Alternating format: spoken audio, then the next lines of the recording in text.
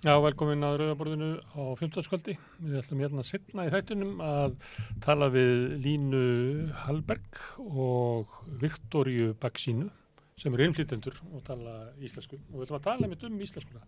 Þetta er eiginlega svona í framhald af umræðu sem hefur verið hérna. Fyrir í síðustu viku þá var hérna Ármann Jakobsson og Eiríkur Rögnvaldsson og voru að ræða stöðu íslenskunar á tímum fólksflutninga og voru að tala mikilvægi þess að innflytjendur töluðu íslensku.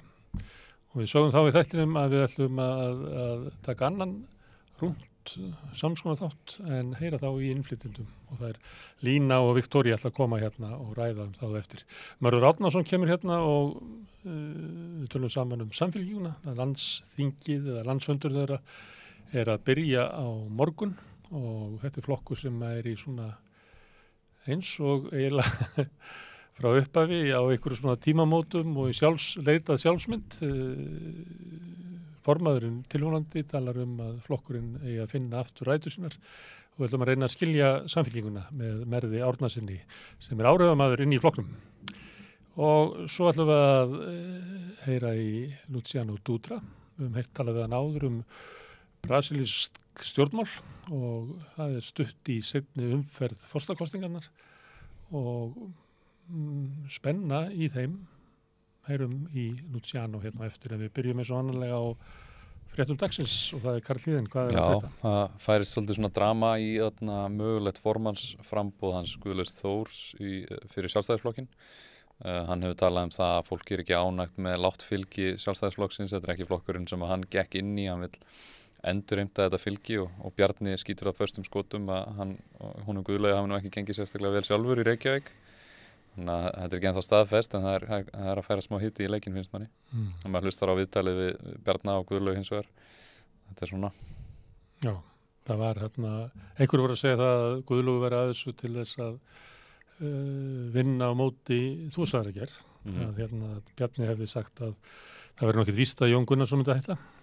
En hins vegar að það yrðu stólaskipti og þá væri heitt undir Guðlaugin. En maður sér það að Bjarni, RÚV var að segja það í kvöldfréttunum og þar eru náttúrulega innvíðir sjálfstæðismenn sem eru inni á fréttastofu. Djúpbláir. Já, og þau sögðu að allt stemdi í framboð Guðlaugs. Þannig að það er soldið eins og þetta hafi byrjað sem eitthvað svona hugmynd og hún sé eiginlega að venjast vel í hópi Guðlaugs og félaga. Og það er svolítið breyttur tónn hjá Bjarna, hann byrjar í morgun að slá þetta svolítið frá sér svona, hafnissu, þetta sé ekki í gangi. Og meðal annars það sem hann er spurður breytta afstöðu til stólaskiptana. Og þá segir hann í morgun eitthvað svona, Jón var að standa sér svo vel að ég vildi bara standa bak við hann og þess vegna var bara eðlilegt að gera þetta. Núna svona 5-leytið að þá segir hann að það er það sem ég sagði áður að Jón mun standa upp úr ráðherrastólum eftir 18 mánuði og Guðrún taka við. Það stendur. Ok, það er skrítið hann hefur samt verið að því að hann er að skapa einmitt, eins og Guðlaugur nefnir að hann er að skapa óvissu með því að vera að segja þetta að Jón Gunnarsson fer eða Guðrún kemur inn en ekki endilega að Jón fari þá vaknar spurningin hver á það að fara í stað. Það bætir ekki við ráðherrastólum. Það er bara eitthvað svona einhverju kallar að aðtókottir haldi einhverju stöðu sem er ekki spennandi. Það sem er mjög spennandi við þetta að þegar þú kastar fram svona hugmynd og ég veit ekki hvort að Guðlaugur meti það þannig. Þú kastar það fram svona og svo fer það bara eftir í hvernig hún venst og mínu upplifun er það, ég er náttúrulega ekki löng eyru innviði Sjálfstæðisflokksins, en svona það sem ég skynja er hugmyndinu það að skipta út formanni bara venst ágætlega. Fólk er orðið mjög leitt á Bjarna og það er bara staðreynd. Og allt sem að Guðlaugur er að segja dræmt fylgi flokksins, meirið segja til svar frá Guðlaugi og félögum varðandi Reykjavík er að meðan að Bjarni hefur verið formaður frá 2009 að þá hefur verið svona lítil áhersla á Reykjavík. Það sést líka af þess að ráðherranum, það er alltaf 2 ráðherrar úr hans kjördæmi. Það er framboð núna til ritara úr hans kjördæmi, Jón Gunnars úr hans kjördæmi og svo fólk út á landi, þannig að áherslan á Reykjavík hefur ekki verið mikil og hann svona borgarstjórnarflokkurinn, hann gerir ekki til þess að styðja það, svona dissar það bara að fólki standi sig ekki nógu vel eitthvað svoleiðis og það sem hefur alltaf verið talað Bjarna er að hann sé einangraður í flokknum, hann sé meira að minna með svona fólk af sínu svona reki eða svona úr sínum kreðsum í kringu sig, meðal annars bara fólk úr Garðabænum og það er ring og það að með stjætt með stjætt, það er vísun í það að flokkurinn orðin of mikill elituflokkur, hann sinni bara hagsmunum hinna allra ríkustu. Guðlaugur að vísa í eldri kynslóði sem að tala gamla góða sjálfstæðisflokkin þegar var verkalýðsráðar inni og þótti bara ekki sómasölu listi sjálfstæðismann en maður væri einhverju verkalýðshreyfingun á honum, þar sem að flokkurinn var skipulagður, annars væri eins og fasískreyfing með persónunjósnum og öllu því tilhærandi, en sem fjöldarhreyfing sem hafði fótfestu inn í verkalýðshreyfingunni, hafði fótfestu meðal út á landi í höfuborginni, inn í alla stéttir og bara langöflugasta stjórnmálarhreyfing 20. aldar á Íslandi. Og Guðlaugur er eiginlega að vísa í það að svo er ekki og þetta er gagnrýni sem hefur alltaf verið á Bjarna. Hann annarkot kunna það ekki eða sjá ekki tilgangin í því að vera að reka svona fjöldarhreyfingu eða svona sem getur kallað svona alþýðu stjórnmál sem að þú þarft að bakka þínu hlutum inn þannig að almenningur upplifir það að þú sért að vinna fyrir það. Hann er bara annarkot er bara út af silfurskeiðunum eða eitthvað að hann hefur ekki sans fyrir þessu en hann kann að verja sjálfa sig. Hann er svona, sumir finnst að vera svona reffilegur og það er oft svona gagnast mönnum í stjórnmálum að vera svona temmilega myndalegir og hávaxnir og svolítið fitt. Þetta er Þannig að bjagar svolítið hugsun okkar þegar fólk er vel klætt og það er fallegt og það svona hefur fólk tilhneigingu til þess að líta betur á fólk bara. Það sé með betri siðgæði og margt bara. Og svo hefur hann verið að undirbúa kynslóðaskipti sem að er Áslaug Arna og Þórdís Kolbrún og sem að ég veit ekki hvað stuðningur við þær er djúpt inn í flokknum Nei, ég bara veit það ekki það myndi komið ljós ef það er stæðu kannski einar í einhvers konar En svona það sem að Guðlaugur er að vísa til að flokkurinn sé ekki þessi sama grasrótarhreyfingu og áður var þar er hann að tala innan úr svolítið sterkri stöðu því að hann er eins og ég nefndi í gær bara ótrúleg svona maskína og það er talað Huldu herina svo svona það er eiginlega engin stjórnmálamaður annar sem hefur svona maskín í kringu sig hann er ef þú ætlir að ráða framkvæmdastjóra í kosningaherferð áttur að ráða Guðlaug Þór og teymið hans sem eru baka hann maður heyrði það einmitt eins og ég nefndi að myndbandinu þar sem hann vann í Reykjavík að maður heyri hvað stuðningsfólki hans er með honum mikið með honum Já, það er bara gaman að taka þátt í baráttu og vinna. Þetta er, þú veist, þetta er sá hluti stjórnmálanna sem er svona eins og keppni og hann er miklu klárari því heldur Bjarni, Þannig ef það er núna sprettur fyrir landsfundin og ef að byrinn er einhverju leiti með Guðlaugi, ég myndi ekki afskrifa hann, En svo er það líka þannig að það er talað að ef hann næri ekki góðu kjöri að þá sé hann dauður í pólitík, það er ekki þannig. Sjálfstæðisflokkurinn hefur bara ágæti sögu að vera með andstöðuna inni, Gunnar Thoroddsen, Þorsteinn Pálsson átti langan tíma þarna inni og raunverulega klauflokkin með Viðreisn, Albert Guðmundsson, meiri sér Hanna Birna eftir hún bauð fram átti svona góðan feril. Það er alls ekki þannig að Guðlaugur Ég held að Guðlaugur hafi enga tapið í þessu. Nei, ég held að hann geti bara styrt sig og það sást í dag að það sem að var talið verið svona fyrsta krafa hans að þeir dreigið tilbaka þessi yfirlýsingum ráðherraskiptin. Hún er farin. 1-0 fyrir Gulla. Fyrir Gulla, já. Verst að við séum bara ekki með rauðaborðunum helgina því ég held þetta eigi eftir að verða mjög, þeim sem finnst gaman að horfa á stjórnmál eins og fótboltareik. Já, sem er kannski, maður myndi ekki mæla með. Ég veit ekki, ég veist gaman að svona keppni. Já. Ég horfi á sumt á ólympíuleikunum sem ég myndi aldrei horfa áður, dýfingar. Gaman aðeins eins og sér maður fjárlögin. Já, það er alltaf pólitík, Akkurat. En öðrum fréttum að eins og við vitum að þá fer starfsgreinasambandið og landssamband verslunarmanna saman til samninga en Efling ætlar að fara einn. Þetta er ekki uppbúðið. Já, Sólveig Anna sagði að þau í Eflingu telli bara að það sé það réttasta til að gera núna, það besta í stöðunni fyrir þau, en að hún sé samt í góðum samskiptum við þau en þá í VFR og starfsgreinasambandinu. Það reynt með Eflingu að þau eru ekki búið með kröfugerðina. Já, þeir ennþá að skrifa hana. Þannig að það væri eiginlega... En búið að vera með þáttakað þar. Já, þannig að þau eru að vinna út úr því. Þannig að í sjálfum þessu getum við sagt að það væri sko bara tæknilega ómögulegt fyrir þau að vera með. En ég held eins og þetta sé áherslumunur. Ég held að sé stemming hjá Vilhjálmi Birgissyni og Ragnari Þór að búa til semja fljótt, semja fyrir stutt, en ég held að sé engin stemming inn í Eflingu til þess að gera það.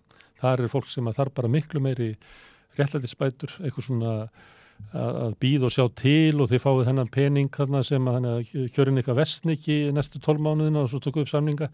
Ég held að sé ekki, ég held að þar ég hef talað við fólk sem er í Eflingu, bara venjulegt fólk og það er bara til í verkfall og það er jafnvel til í verkfall og það skil ekkert svo miklu. Það vil bara sýna sko samfélaginu að það hefur máttinn. Það getur loka hótelunum eins og var í verkvallunum, getur loka leikskólanum. Þú veist, láglauna fólk vill fara í verkvall. Sýna líka bara að þetta gengur ekki svona meðferða fólki, þetta bara er ekki í lagi. Þetta er bara stéttabaráttan og þú vilt bara sýna, við erum að tala hérna Guðlaug Þór og Bjarnar Ben sem eru menn sem vilja sýna styrk sinn en flokkin. Verkalýðurinn vill bara sýna styrk sinn. Það er hann sem heldur samfélag gangandi. Mér hlakkar til að sjá þessa kröfugerð frá þeim sem er á að koma á næstu dögum bara. Og samningsviðræður við samtök atvinnulífsins munu líka hefjast eftir á næstu dögum. Já, svo líka hefur breyst svolítið mikið af því að kannski ef við færum 2 mánuði aftur í tíman að þá var verið að tala út af Úkraínu, efnahagsþrengingum, verðbólgu eitthvað fleira að kannski væri það þannig að það væri ekki sko tækifæri til þess að sækja neitt til að ráði til fyrirtækjaeigenda. En ég held að það hafi breyst mikið.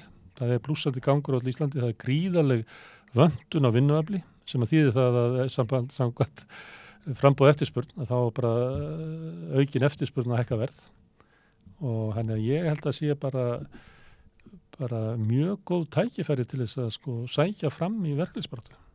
Og ef að samtök atvinnulífsins eða atvinnureikendur ætla að fara að segja að launahækkanir munu leiða til enn meiri verðbólgu, þá getum við vitnað í þessa rannsókn sem var verið að kynna bara í síðustu viku sem að fann ekkert samband þarna á milli síðustu 20 ár. Já, það er erfitt að finna mótil sem á að geta sýnt fram á það sko.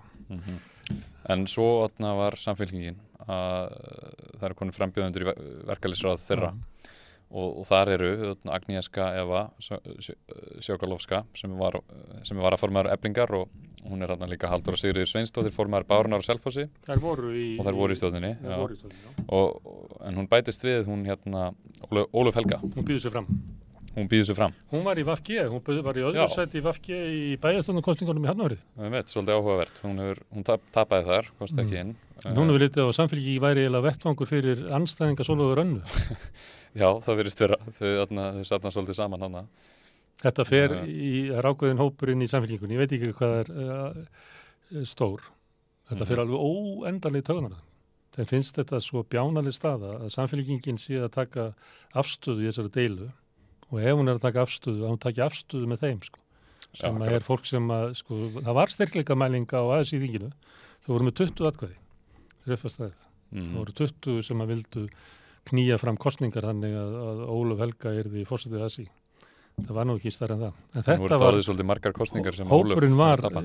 Hópurinn, aðal drifkrafturinn var Ólöf Helga og Agnieszka og Halldóra Bárunni sem er bara verkalýðsmálaráð Samfylkingar. Heldur að framkvæmdastjórn Samfylkingarinnar séu svona að bóta í þetta fólk og biðja að koma eða þið séu svolítið að koma þarna bara sjálfsbrottið? Við höfum einhverja fréttir sagt að þessu sko, það málið er að formaður framkvæmdastjórnar Kjartan Valgarðsson, hann leitaði til fólks og baði að bjóða sig fram en það var flokksstjórnin held ég að heiti sem að er svona einhverju tugir sem að kusuðu og þetta er sjálfstæð stjórn. Svo eru aðri frambjóðendur þarna líka, Gylfi Þór Gíslason sem er núverandi formaður stjórnarinnar og Guðni Freyr Fjörð Úlfarsson. En þetta segir ekki svo mikið sko. Þessir hinir frambjóðendur? Nei, því það getur verið komið 80 frambjóðendur á morgun. Já, en ég vona að landsþingið mun ekki kjósa þetta fólk. Þú myndir ekki kjósa? Ég myndi ekki kjósa það. Og ég held að séu mistök hjá Samfylkingunni að gera það. Spyrjum mörða þessu eftir. Já. En svo í öðrum fréttum að þá var svolítið tekist á Samherjamálið á Alþingi. Þórhildur Sunna hóf smá umræðu þetta og var að segja að héraðssaksóknari væri vanfjármagnaður og það eru fleiri svona erlendar stofnanir sem hafa verið að benda á það.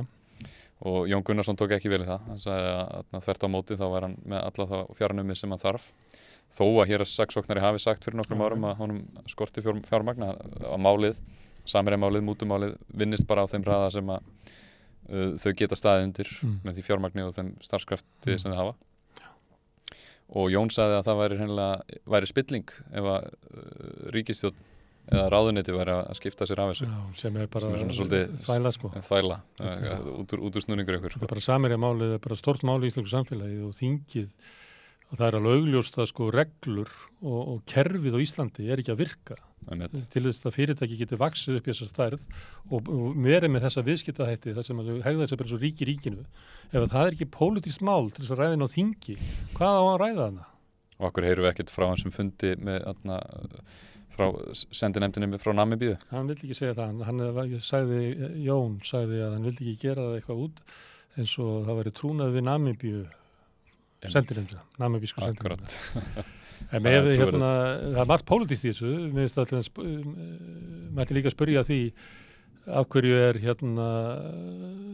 matvælaráðherra, það er sjávarútvegsráðherrann, að heiðra Þorstein Má Baldursson með því að vera með ávarp þar sem að hann er með svona aðalerindi á einhverju ráðstefnu, einhverju endurskona fyrirtæki út í bæ. Mér finnst pólitík snýst svona hluti. Ef ráðuneytin eru svona eigum við bara að sætta okkur við það því að maðurinn á svona mikla peninga og svona mikil völd að hann geti bara keypt sér virðingu hann geti keypt frá sér alla gagnrýni, hann geti ofsótt blaðamenn.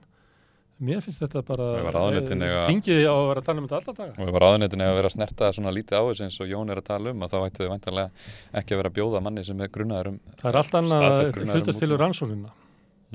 Það er annað að tala er embætti sem er rannsakað fjármagna til þess að geta rannsakað þetta. Það er eitt, en svo er annað þegar þú býður honum á svona ráðstefnu og gerir svona mikið úr honum sko, þegar maður sem er undir rannsókn fyrir frekar alvarlega glæpi. Rannsókn sem ætti ekki að taka svona langan tíma. Nei, það var reyndar sko eitthvað fyrirtæki út í bæ sem bauð honum, en ég meina ráðherra mætir þarna og leggur svona blessunni við það. Þetta er maður sem að sagði af sér sem forstjóri Samherja þegar kom fram hvað málið snýst. En síðan bara liður tíminn, það breytist ekki neitt, en svo kemur það bara aftur. Og mér finnst það bara ekkert sjálfgefið að þar með eigi bara hleypa honum inn í samfélagið aftur. Alls ekki. Sérstaklega er málið líka bara einhvern veginn frist. En við erum ekki á þingi. Nei. Og við erum ekki í ráðuneytinu. Ætlum við að meira? Nei. Þá ætlum við að gera örstutt hlé og förum svo til Brasilíu eða svo gott sem.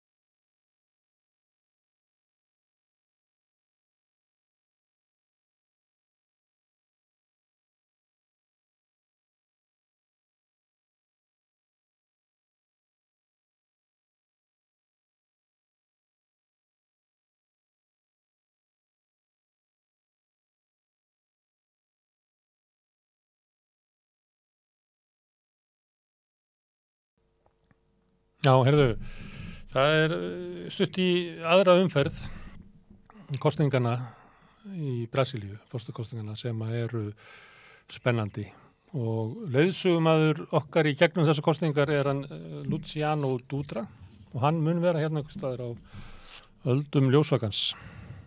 Ertu þarna, Luciano? Þarna ertu? Þú heyrir í mér? Já, ég heyri í þér. Heyrðu, er það ekki þannig að munurinn á milli þeirra er alltaf verið að minni og miðað við hvernig kannanir voru síðast sem að vanmátu Bolsonaro að við eigum bara að fara að búa okkur undir það að Bolsonaro vinni þessar kosningar? Ég held það ekki. Ég held að fyrirtæki sem er að sýna þessar kannanir hafa eitthvað lært síðast og ég er að fylgjast grannt með fyrirtæki sem heitir Atlas Intel sem var nær niðurstöðu hérna, fyrra umferð og þau hafa þróað nokkurs konar aðferðafræði sem gerir betri mynd kjósendur sem ekki hægt að ná rétta hlutfallið með símakönnum eða staðkönnum. Þannig að hérna, og svo svona meðaltali Lula að halda velli á mikilvægum fylki sem heitir Minas Gerais, þar sem það næsta stærsta kjördæmi í Brasilíu, 16,5 milljónir kjósendur og hann með 5% forskot þar sem ásamt því að rusta kosningu í norðaustri og í Amazonisvæði, það myndi tryggja hann fyrsta sæti áfram. Eins og það lítur út í dag. Er þessi fylki þannig að það ekki verið að kjósa kjörmenn eins og í Bandaríkjunum að þessi nóg að komast bara í meirihluta í fylkjunum til að fá alla, það er ekki þannig? Nei, þetta beint kosning og það skilyrði að viðkomandi fá í 50% atkvæða pluss 1 atkvæði til að verða forseti. En af hverju þetta fylki mikilvægt? Það hefur gert síðan 1989 að sá sem vinnur í Minas Gerais vinnur á landsvísu. Þannig að kosningabaráttu núna í þessar 4 vikur hafa snúist að vera til staðar þar og halda kosningafundi þar í Minas Gerais. En harka í kosningabaráttunni? Eins og var í fyrri umferð, það hafa nokkrir kjósendur eða stuðningsfólks begja vegna misti lífi, fleiri sem styðja Lula, 5 eða 6 tilfelli þar sem fólk var skotið niður á barinn til dauða af stuðningsfólks Bolsonaro. Hefur ekki gerst núna þessar 4 vikur en hennar málflutningur að verða svona róttækari sérstaklega hjá Bolsonaro vegna þess að hann skynjar að þetta að vera búinn leikur sko hjá honum.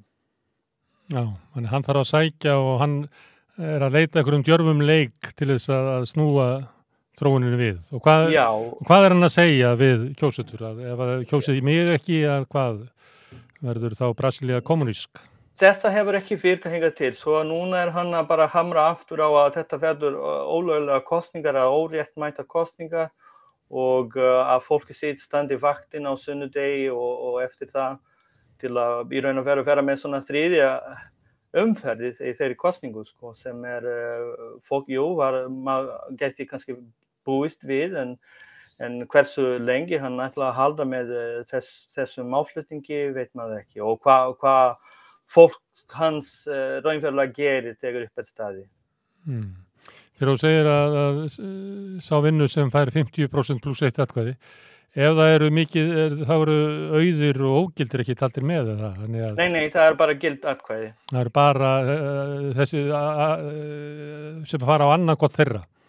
Já, nákvæmlega. Og auðir, ógild og fólk sem mættir ekki, telur ekki. Og þannig, og meðal þeirra sem ætla að kjósa, það Lula fær bara 1% minni þar, sem þýðir að fólk sem að styðja Bolsonaro ákveðnari að mæta og kjósa, en það munar ekki mikið. Ekki nóg mikið til að Bolsonaro taki þetta. Getur þú sagt mér hvað þessar kosningar snúast fyrir utan þessar 2 kalla? Hvaða mál eru það sem verið að fjalla í Brasilíu? Það spilling, stórt málefni þar og Lula náttúrulega hefur erfitt með að verja sig út af þessum ákærum sem hann satt og var ógildari á endanum. En Bolsonaro líka með nokkur mál sem fjölmiðlar hafa verið að fjalla undanförnum árum, sérstaklega síðustu 2 árum, og hann þarf líka að svara fyrir því. Og svo hvernig á að keyra efnahaginn Brasilíu í gang aftur COVID faraldrinu og minnka atvinnuleysi og auka tekjur fólks. Það eru helstu áherslum á kosningabaráttunni. Hvernig efnahagslífið í Brasilíu? Nú verið að tala sig svona hætta bara víða í heiminum að skuldsett ríki geti lent í stórkostlegu vanda. Brasilískur efnahagur stendur ekki traust, það? Nei, ekki beinlínis. Vegna þess að Brasilía mikið svona útflutningarland og þjóð og ef hinn lönd í kringum sig eða í Evrópu og Norður-Ameríku ekki að kaupa neinar svona matvörur til dæmis, kjöt, nautakjöt og svona, þá náttúrulega á Brasilía erfið að koma sér í gang aftur.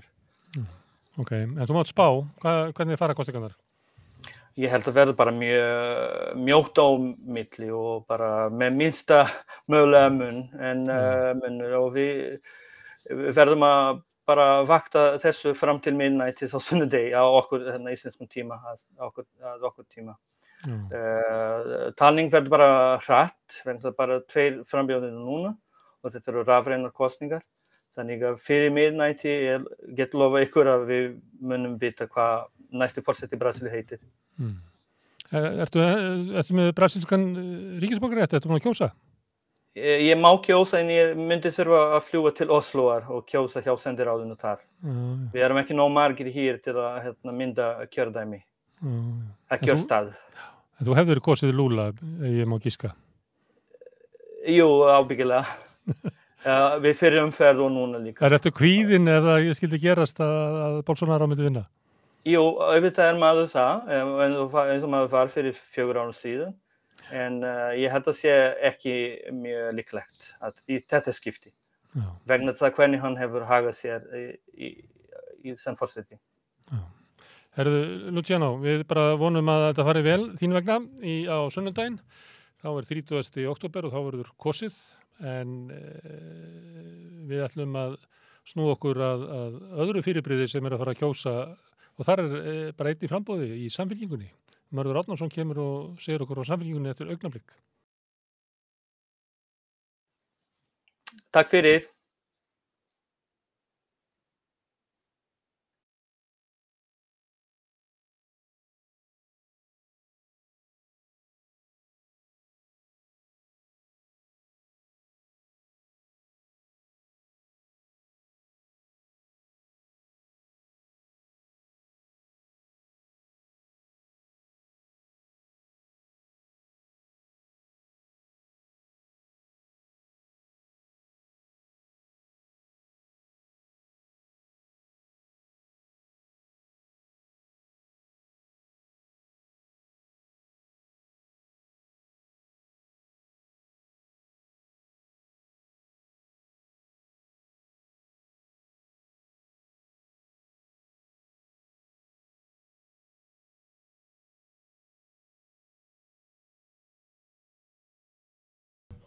Já, nú ætlum við að ræða Samfylkinguna. Hann komin hérna Mörður Árnason, þrautreyndur samfylkingarmaður og vinstrimaður. Takk fyrir það. Já, og stjórnmálaskýrandi. Þú satt nú lengi með Hannesi Hólmsteini. Það rétt, Hannesi. Já, þið voru... Það voru nú ekki stjórnmálastýringar, það voru meira svona... Karp. Skemmtiþras. Já, en að því að það svona spenna í kringum annan flokk, Sjálfstæðisflokkinn, hvort að Guðlaugur Þór bjóði sig fram á móti Bjarna. Það rétt, já. Hvað myndirðu segja ef myndir byrja að spyrja stjórnmálaskýrandan? Hvað heldur að gerist? Sjálfstæðisflokkinn? Já, hvort að Guðlaugur bjóði sig fram. Hann ekki búin á því eða hvað? Rúf byrjað að segja alla líkur, benti til þess. Já. Mér fannst það nú ólíklegt, en ég veit ekkert það. Ég veit ekkert hvernig málum standa í Sjálfstæðisflokknum. Þannig lagað, sko. Það er náttúrulega, Bjarni skilar ekki miklu, þannig lagað, menn flokkurinn bara á sama stað og það loða við hann að teflonið kannski að fara á honum. En þetta auðvitað þannig að fylgis ég ekki viss að Sjálfstæðisflokkurinn sé fylgislagið, ég held að Sjálfstæðisflokkurinn sé bara á leiðinni niður. Stóru flokkarnir hafa verið það, hérna svo Ólafur Þ. Harðarson hefur sýnt okkur, hafa verið það er eitthvað að gerast í samfélagunum. Bara alls þar í heiminum. Það er ekki tveggjatölna samfélag í uppsiglingu, heldur það sem sé fleiri flokkar og stóru flokkarnir eru sem sé fara niður. Við sjáum það ekki í löndum eins og Bretlandi því það er kosningakerfið öðruvísi. Nú síðan alltaf hefur Sjálfstæðisflokkurinn bara, menn það er hann heldur ekki allt sitt lið, menn hann hefur tekið þessa afstöðu gagnvart Evrópusambandinu og mist þar með út Viðreisn sem auðvitað hægri flokkur þó að mér sé skár við hann en Sjálfstæðisflokkin og hann sé kannski einhverju leyti svona siðferðugri eða ekki spiltur og Sjálfstæðisflokkurinn Það líka kannski svona 4%, svona helmingurinn af fylgi Viðreisnar gæti maður ætlað að ætti heima í Sjálfstæðisflokknum, já, akkurát. Og kannski annað þessi á miðflokknum. Jafnvel meira, já. Kannski allur miðflokkurinn nú orðið. Já, alls staðar, menn þetta það á engin fylgi en sem sé það sem Sjálfstæðisflokkurinn var. Að þá var svolítið flokki fólksins sem Sjálfstæðisflokkurinn átti ákveðið sem við kallum hérna í gegnum sterka verkalýðsleiðtoga og svona karaktera sem höfðu ákveðið fylgi meðal hérna, kemur þú ekki úr slíkum, er ekki þinn bakgrunni svolítið svoleiðis? Man eftir hérna í Vesturbænum sko, þá var svona verkamannafélagið, hvað hérna, Sjálfstæðisfélagið Óðinn, það voru svona verkamenn. Ekki sjálfstæðismaður í minni ætt sko. En ég man eftir þessu í Vesturbænum, ég man eftir svona frasa sem var sagður að hérna að vera 3 stjörnur Reykvíkingur, ég held að Ellert Skramaði sagði þetta. Það er að vera sko, af því að þú ert í KR búningnum sko, að vera sjálfstæðismaður, Vesturbæingur og KR-ingur. Þannig þú ert einnar stjörnu Íslendingur.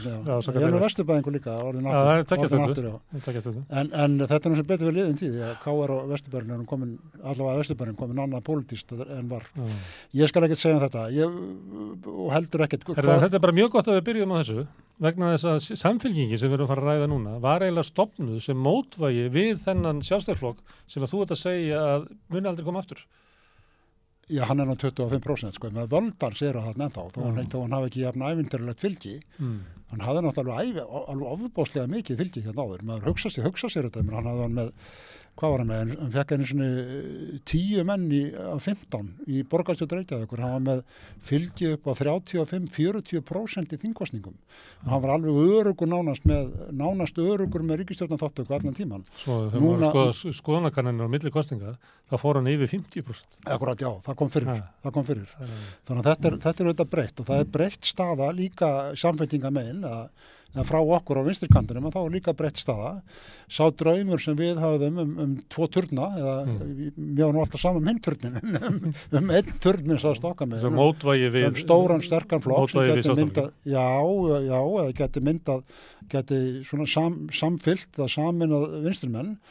Það er ekki lengur, árið 2022 er bara öðruvísin árið 2000 með það og ef mér alltaf gráta það, þá geta það gert það, það er bara, skulum bara safna liði, ekki gráta Björn Bjóndal, það er safna liði og staðan sem við erum í núna er kannski svo að við erum með, í síðustu þingkostningum vorum við með 10%, svo voru feikilega vonbrigði og tap og ömurlegt fannst manni.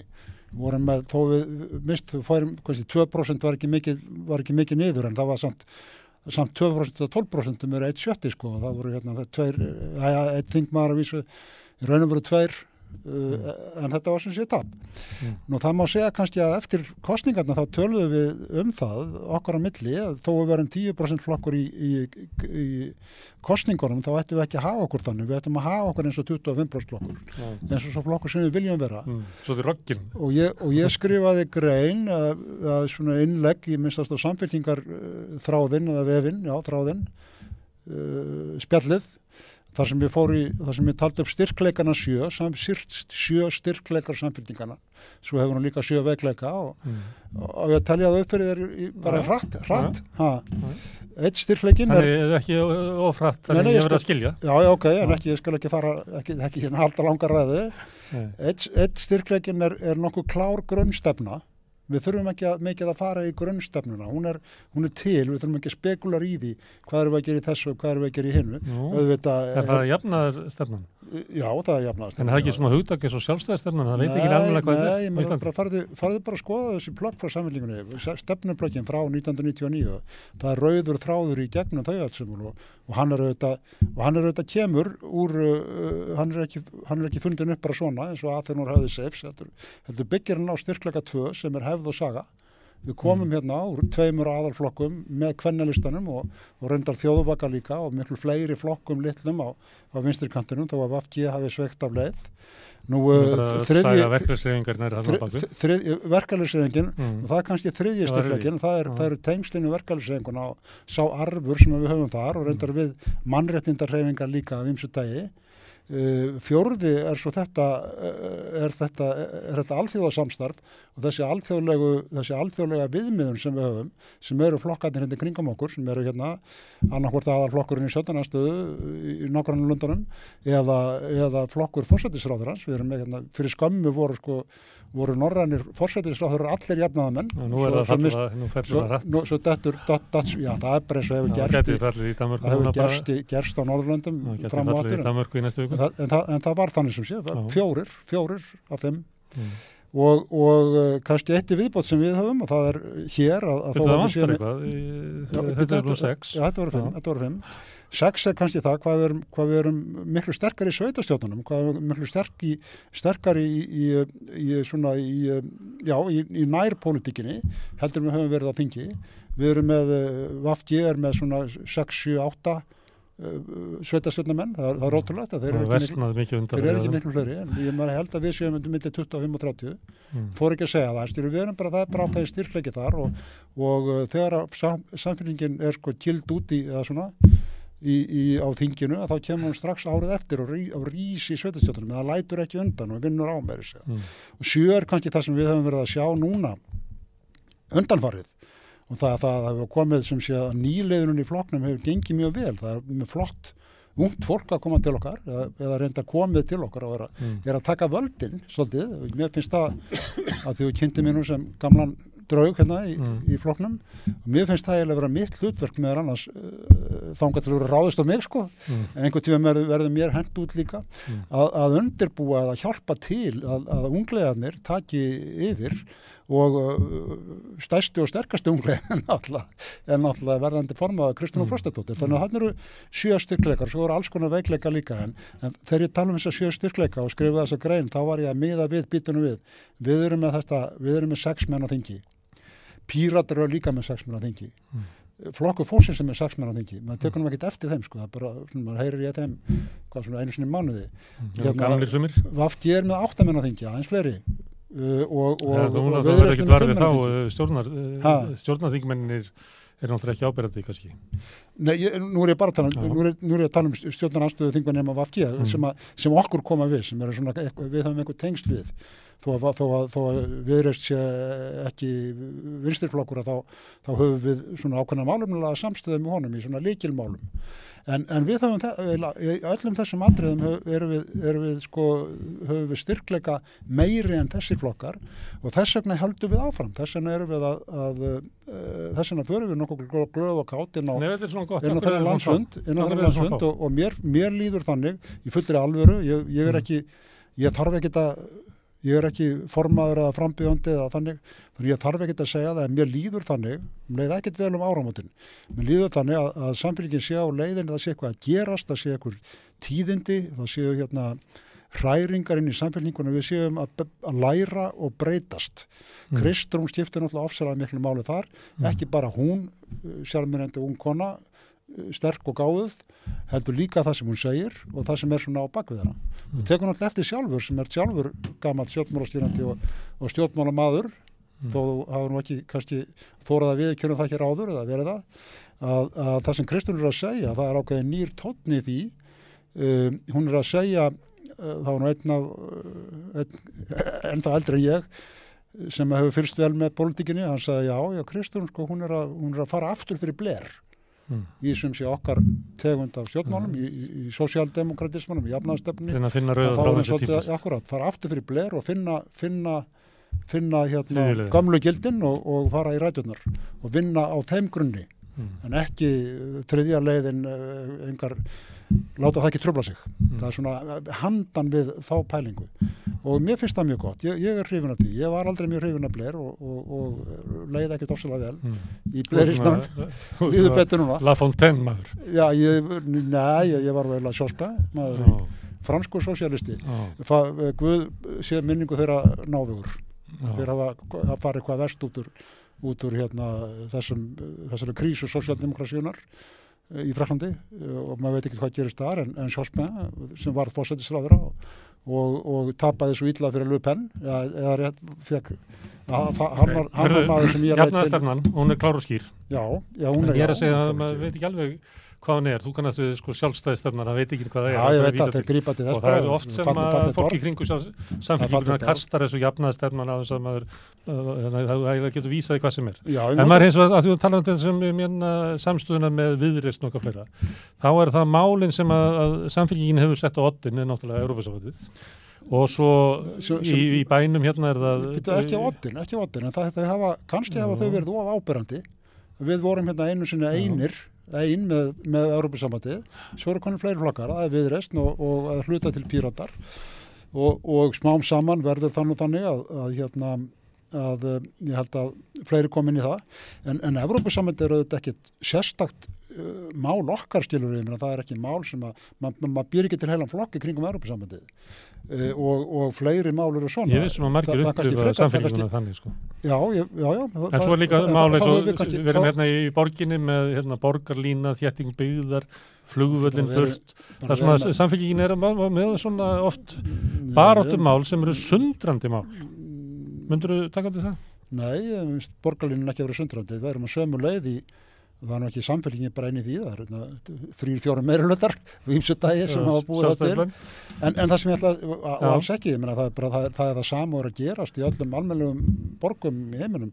En sko annað sem ég finnst vera kannski samfélkingapólitík og við höfum þetta þurft að gjalda fyrir, það eru sjávarútvegsmálin. Það sem sé svona þetta stóra, hrópandi, argandi, öskrandi óréttlæti sem orðið sko 30-40 ára og ég ekki búin að gefast upp á því og samfélkingin ekki búin að gefast upp á því, en við megum samt ekki fara í hverja kosningar í röð og láta höggva á okkur hausinn af því að íhaldinu og framsókn tekst að búa til úr okkur draug og skrimsli gegn landsbyggðinni, hvað þetta annað. Það sem við þurfum að halda okkur við og það sem við erum auðvitað verkalýðsflokkur, við erum flokkur launafólks, þeirra sem vinna, ekki þeirra sem eiga, og það það sem við þurfum að halda okkur við og við höfum kannski glemt því svolítið. Og það sést alveg núna, þessar hræringar núna í verkalýðshreyfingunni. Það fólk hefur svolítið farið frá ykkur, það þetta að sjá það í kosningar. Ég veit það vel og það það fólk sem við þurfum að ná aftur, eða réttara sagt, við þurfum að vinna fyrir því. Að það fólk að standa með því fólki og að það fólk standi með okkur og það þetta alveg klárt að það hefur gert það í ýmsum ástæðum og það náttúrulega þetta hefur verkalýðsstéttin eða launa fólk þetta ekki sama hugtaki núna og það var sko 1960 og hvað þá 1920 og svo framvegis að það samt til þessi höfuð mótsögn held ég að sé til þeir sem eiga, þeir sem vinna hvað sem við köllum það, við getum farið í marxisman líka eða farið í marxís hugtök á því mér finnst þetta brágætt svona Ég hlusta á Kjartan Valgarðsson í gær ég myndi fræga verkalýðsmálaráðið það var málstofa í verkalýðsmálaráðinu fræga í Samfylkingunni sem margir líta á sem eitthvað svona steinvölu í skónum Já, það mjög skrítið en þetta var nú Finnst þér það gott að í verkalýðsmálaráðið Samfylkingunna séu í verkalýðsmálaráði Samfylkingunni bara það fólk sem framalega í verkalýðshreyfingunni og í Samfylkingunni sem í stjórninni það eru 3 sem að beittu sér mjög hart á aðeins í þinginu gegn Ragnari Þór og Sólveig einn af þeim núnandi forseta ASÍ styrur, það bara þannig menn það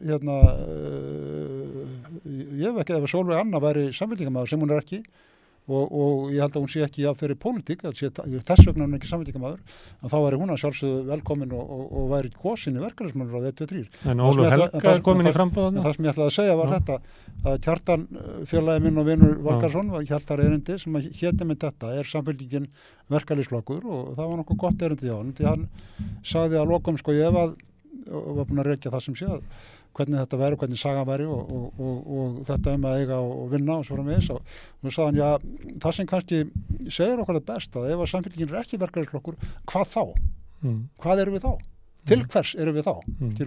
Þá getum við alveg eins bara gengið í Pírata að verið eitthvað annað, menn það er til fram styrkleikana 7, þá er ekki sístur styrkleikin þessi arfur og þessar tengingar við verkalýðshreyfinguna, samtök launafólks og vera sem sé til fyrir venjulegt fólk sem að til að bæta kjör, aðstæður og mentir og menning og svo framvegis venjulegs fólks og það sem við erum að gera í borginni og borgarlínan þetta þýðir það, hún ekkert abstrakt dæmi svona upp í hálóttunum þó að menn sé að búa það til. Þetta það sem við höfum kannski glemt að einhverju leyti, við höfum líka glemt að segja frá því, við höfum leyft því að falla í skuggan af öðrum málum sem hafa verið áberandi. Þessi breyting að þess að kratísku flokkur. Já, mér er ekki vel við það orðin. Nei, já, því að við það er bara aldurinn sem að horfir frá verkalýðnum á millistéttina. Þetta flokkar, systurflokkar ykkur út allan heim, glíma við þennan vanda. Og það verða svona millistéttarlegri áherslunar og það sem að Kristúrinn er að tala að reyna að finna aftur eitthvað stráð að til dæmis að næst er við hittumst að þá myndi ég nefna húsnæðismál eða eitthvað sem við verðum að berjast fyrir frekar heldur en flugvöllin eða skipulagsmál og Kristúrinn hefur mjög mikið verið að tala að húsnæðismálin væri ekki skipulagsmál. Þú veist, heldur væri að snýðast hvort að fólk myndi búa eitthvað þar. Það er bara búið að taka Reykjavík eins og stórt olíuskip, þessi fræga líking, það tekur tölunan tíma að færa það burt frá þessari stefnu. En ég er bara að benda á að þetta eru glíma sem að menn eiga út allan heim og sem að kannski ekkit þetta er mikil þraut og Kristján hefur verið að tala ákveðnar lausnir í húsnæðismálunum sem eru klárlega sem sé auðvitað millistéttin ef hún var óljóst hugtak líka og það má þetta segja það, ég meina að tala millistéttina með fólk sem hefur farið í skóla séu í millistétt, þá er það nú svona svo því að þetta mjög fjölmennir hópar launafólks sem eru með meðallaun og lægri er fólk sem hefur lokið háskólaprófi. Þannig að mann skammar sín ekki fyrir það að það fólk sé töluvert hjá okkur. Það er bara fínt. Og það sem hefur náttúrulega gerst, í gamla daga var þetta þannig að þessi flokkar, róttæku flokkar byggðust upp á Íslandi minnst og á annars staðar byggðust upp á ákveðnu bandalagi. Bandalagi, verkalýðshreyfingar, launa fólks og svo framvegis, lágstétta við kannski intelligensjuna, við menntamenn sem voru það var þessi tenging sem skipti máli og ég held að hreinn flokkur sem stefnir að vera hreinn verkalýðsflokkur eða hreinn flokkur láglaunastétta og svo framvegis. Ég held að hann verði aldrei hann getur orðið fýtt flokkur en ég held að hann verði aldrei meira en svona 4-5% flokkur og hafi kannski ekki mjög mikil áhrif en það eru þeir sem vinna þurfa að mynda bandalag gegn þeim sem að vilja stjórna í krafti eignar sinnar. Ég er ekki að tala að taka allt að þeim en ég er að tala það er kannski það sem er munurinn á mér og þér en þeir þurfa sem sé að kontrollera þessa eign og færa hana gjarna annað. Ég hlusta vel á hugmyndir samvinnu, félög og náttúrulega blandað hagkerfi. Mér finnst það ekkert, það er allt einu komið á tísku. Það er merking í dag heldur en 1970 blandað hagkerfi. Nú er þetta verið þannig að við höfum að deila rekstri eins og opinberða með einkageranum sko. Það var ekki þannig 1970. Við erum ekki með því, við erum á móti því. Móti einkavæðingu. Móti einkavæðingu. Á móti einkavæðingu, já, ég meina, móti einkavæðingu á því sem ekki á að einkavæða. Styrur, ég meina, en þú ert að fara á landsfund, þú ert bjart sítt, þú upplifir það, þú setja, ég segi ekki endurfæðingu, en það sé svona eitthvað góð tímamót í flokknum þínum. Mér finnst það, mér líður þannig, mér líður bara vel og ég held að við séum á leiðin áfram og leiðin upp á við. Fylgi er auðvitað markmið en það er ekki þannig að maður horfa á hverja einustu könnun og segja já nú er 2% upp og er það ekki vegna þess að Jón Jónsson hélt svo flott að ræða á þinginu. Það er auðvitað ekki þannig. Þetta eru hópar og þetta eru bandalög og þetta eru fólk er glaðara þegar fylgir þetta er identifikasjón. Fólk verður voðalega fúlt þegar fylgir á lögum. Já, þá fer það að spyrja. Þá er aldrei Jón Jónsson sem hélt vondaræði. Það er ekki þannig. Þá er eitthvað gerst annað. En fólk á þetta ekki að horfa svona. Þá að horfa yfir heil tímabil og athuga hvað er að gerast og skoða þessa kannanir. Men til þess eru þær gerðar. Hvað höfum við mist? Hvernig stöndum við ákveðnum hópum? Það er til dæmis alveg klárt að Flokkur fólksins sem ég var nú eitthvað að tala hranalega hérna á hann en vil ekki gera, sérstaklega ekki mingu formann, þó að hinnur séu nú svona hinnir eiginlega séu nú svona auðvitað hefur ákveðin hópur sem ég vildi gjarna að væri samfylkingarfólk hefði áhrif í samfylkingunni og við varum að hugsa meira kosið Ingu meðal annars af því að Jóhanna Sigurðardóttir er ekki lengur til. Mjög gróft getum við sagt, Jóhannu Sigurðardóttir fylgið, hún átti ákveðið fylgi. Við höfum kannski ekki passað upp á það, ekki passað upp á að ná þeirri tengingu, ekki passað upp á að færa fram þá pólitík sem að héldi því við okkur og okkur við það, sko. Þetta ekki bara spurningum að veiða í netin, heldur líka bara hvaða markmið höfum við í lífinu, að því að tala að vera stór, hvað samfélgin verið stór. Og það hefur að sömuleyti farið til Ingu og það til einskis gagns. Flokkur fólksins gagslaus, það bara það þannig. Hann fyrir ekki í stjórn, hann Inga grætur svolítið og getur verið svolítið smartstundum og svo taka við afstöðu á þinginu sem bara svona hægri afstöða. Það merkir það að fólkið kýs gagnlausa flokkin til að hann vera skári kostin ykkur. Já, það náttúrulega það sem við þurfum að horfa á. Alveg klálega og alveg eins það með fylgi Sjálfstæðisflokksins við ætlum ekki að fara að stela því frá okkur en það er auðvitað ýmislegt fólk þar ýmislegt fólk sem kýs Sjálfstæðisflokkinn vegna þess að það bara orðið þreytt á samfylkingunni og því sem að finnst vera samfylgin eitthvað að bulla út í bæ með hluti sem að því kom ekki við. Þegar við erum að skoða hvaða fylgi Sjálfstæðisflokkinn að koma þá er það eiginlega síst frá samfylgingunni. Já, það er mest þeir sem að kussa ekki neitt svo frá VFG og Pírötum samfylgingin mjög aftarlega. En það eru kannski ákveðna hópar sem við mjög gjarna vildum tala við. Svo er þetta náttúrulega þannig líka sko, að ég hef verið að lesa, hvað heitir hann áttu, Slæder eða Snæder, ég er ekki langt komin og Vilhjálmur Árnason hefur lesað hann líka og var að taka eftir að Kristrún Frostadóttir að segja svipaða hluti. Er það talað ameríska þetta verðleika kerfið sko. Að menn meg ekki rugglast við vinstri menn megum ekki rugglast á því að það að berjast fyrir verðleikum gegn spillingunni og gegn klíkuskapnum ekki vinstri og hægri það bróðskap einfallega gegn klíku og spillingu og við megum ekki fara að trúa á verðleikakerfið og hann segir þetta og Vilhjálmur líka sem sé að ef menn gangast inn á það þá þau leið að gangast inn á það að í verðleikasamfélagi vinni þeir sem hafa verðleika en hinir tapa. Og þá erum við konum með samfélag sem eru svona winners og losers sem eru hugtak sem eru ákvæmlega illa. Nýfrjálsíkjutíminn? Já, að sumuleyti, með skiltani. Og þetta eru þetta ekki þannig. Þetta er klárt að þegar maður segja jöfn tækjafæri þá hljómar það mjög fallega og góð hugsun. En það má ekki vera jöfn tækjafæri þannig að stjórnmálaflokkurinn sem vil jöfn tækjafæri að hann máli línu og stilli öllum upp fyrir framan hana og skjóti svo að byssu.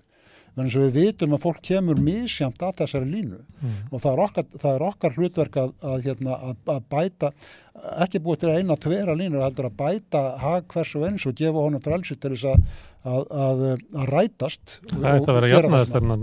Þetta er jafnaðarstefnan. Þannig að jafnaðarstefnan vill að sjálfsögðu verðleika en hún hugsar ekki svona kassalaga.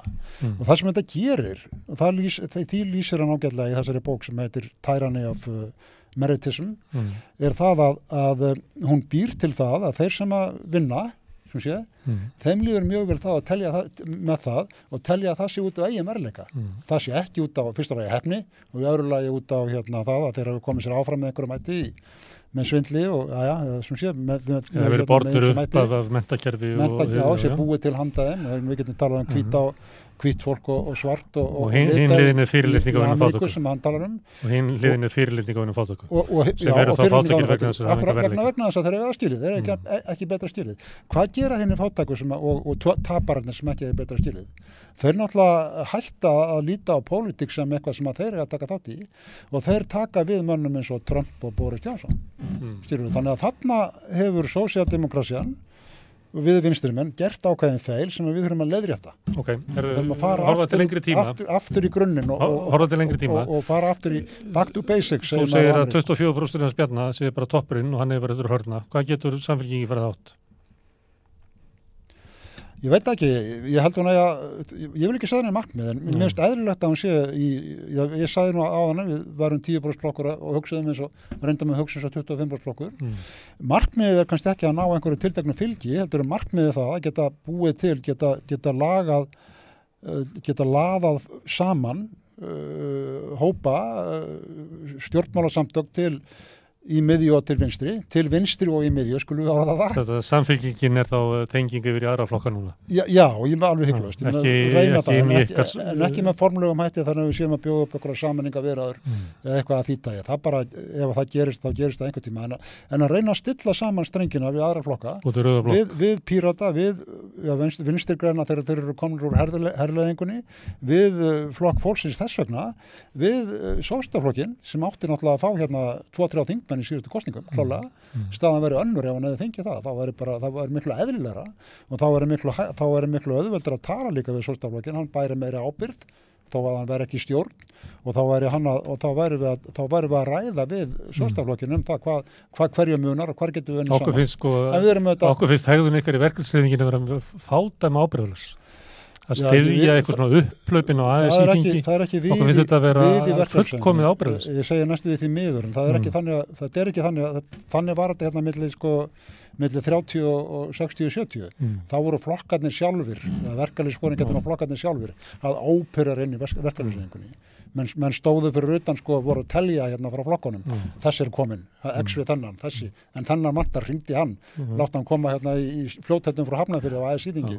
Kláraðu hugsunna, ég trufla þig. Það er auðvitað ekki þannig. Það er hérna mjög margir í samfélkinguna þar meðal ég voru bara mjög ánægðir með það þegar hvað við segja, það sem maður kallaði þá nýju verkalýðshreyfinguna byrjaði. Þegar hófst þessi uppreisn og þessi sveifla sem að Sólveig Anna stóð fyrir sérstaklega og Ragnar auðvitað líka. VFR var náttúrulega búið, það er lengri saga í VFR og víðar auðvitað það að sérfræðingaveldið ég bara tek undir það, sérfræðingaveldið það var afar óþarft sem byrjaði með Ásmundur Stefánssoni þegar þeir tóku hagfræðingin og gerði hann að forseta þessi Guð minn góður, enda hvert fór hann svo fór hann bara í bankana og fór að leika sig sjálfur hjartað var aldrei í þessu í honum það er bara menn sem á að kaupa menn sem eru hérna eiga að vinna vinnuna sína fyrir verkefnisræðinguna og ég leið bara þannig það er ekki, við höfum bara það er alls ekki þannig að við höfum verið á móti þessu sjálfur sér það er hins vegar þannig með Sólveig og Önnu eins og ég sagði á hún er ekki í Samfylkingunni það er ekki hérna, við setjum hann ekki verkalýðsmannsráð vegna svona er það ekki eins með Vilhjálm Birgisson, ég held ekki að fara að sálgreina hérna hvern og annan en Vilhjálm Birgisson klálega ekki neitt nálægt okkur í almenni pólitík Ragnar í VFR, mér finnst hann vera miklu nær okkur og mér finnst að geta átt samræði við hann með hitt og þetta en það hefur verið til dæmis í borginni að það er hérna, þessi húsnæðisfrumkvæði í borginni það hefur meðal annars og ekki síst snúist samstarf við þann hluta verkefnisræðingarna sem hefur áhugað þessu. Ok, landsþingið, heldur að vinuðinn Kjartan Valgarðsson fái mótframboð sem formaður framboðsins? Hann er búinn að því, það eru 2 í framboði. Nú hver er Flósi? Hver eru mótorum?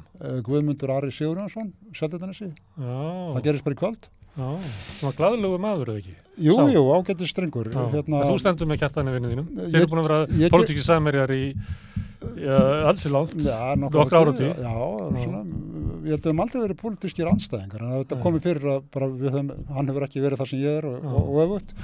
Kjartan hefur bara gert mjög margt gott og inn í Samfylkingunni og stundum hefur verið að vinna benninni sátum saman í stjórn Reykjavíkurfélagsins.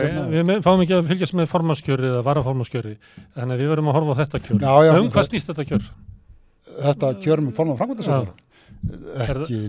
Ekki neitt sem skiptir máli í raun og veru, það er bara valið milli 2 manna. Guðmundur Ari er ekki búinn að kynna sína stefnu, Kjartan er búinn að því. Já, gáð blað. Kjartan, gáð blað, já. Áfram, bara eins og Berlusconi. Áfram, já, akkurat. Forza Ítalía, áfram efnahagsstefnan.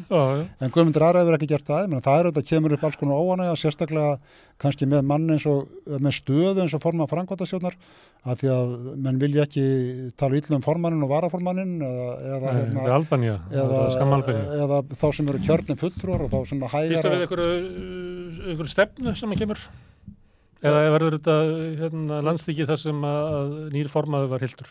Ég held að þetta sé landsþingið þar sem nýr formaður var valinn og þar sem að menn verða að lesa í hjörtun eða menn verða að lesa í lifrina Þannig að stefnan, það hefur verið stefnu undirbúningur en það mestur út í sama stefnan. Við erum með sömu grunnstefnuna í flestum hlutum og það getur munað frá tíma til tíma, menn það sem þetta gerst í Samfylkingunni frá því ég kom þar inn og þegar ég kom þar inn var ég grænn grænn og rauður svolítið og var svona svolítið í kantinum og síðan er ég eiginlega komin í miðjuna.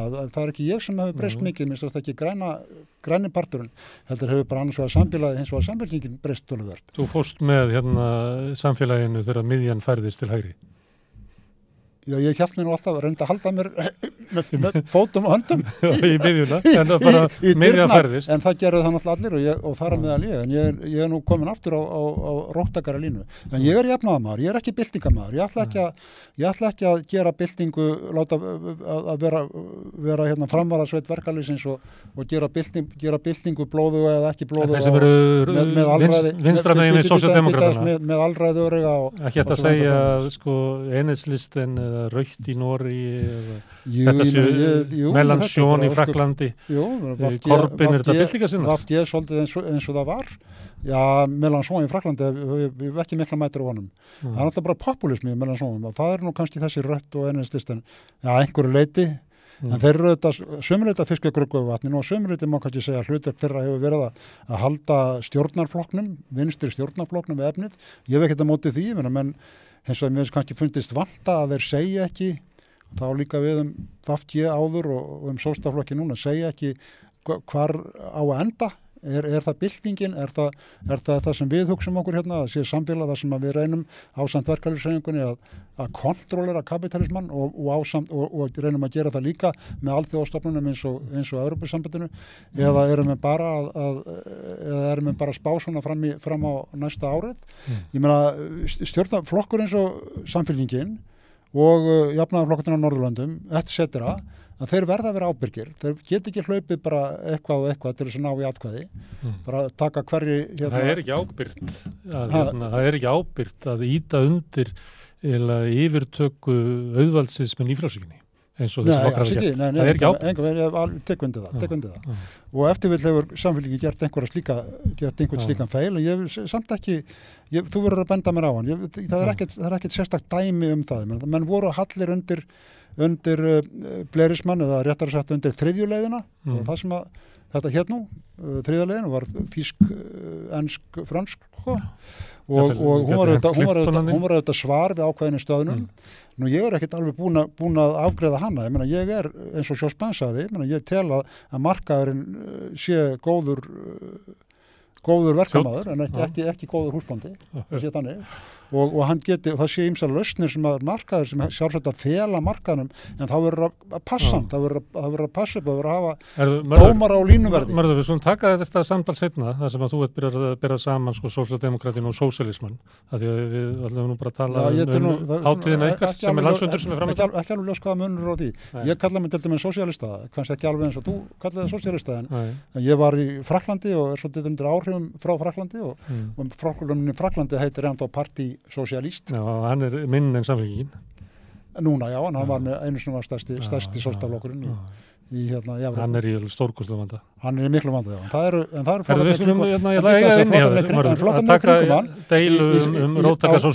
flokkarnir á Spáni er okkar maður forsætisráðherra, í Þýskaland er okkar maður forsætisráðherra og í Portugal og á Norðurlöndum sem sé þá var neitt atkvæðis munnaði.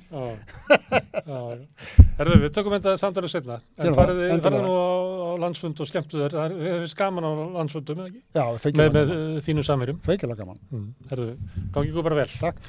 Nú ætlum við að tala íslensku og innflytjendur eftir augnablik.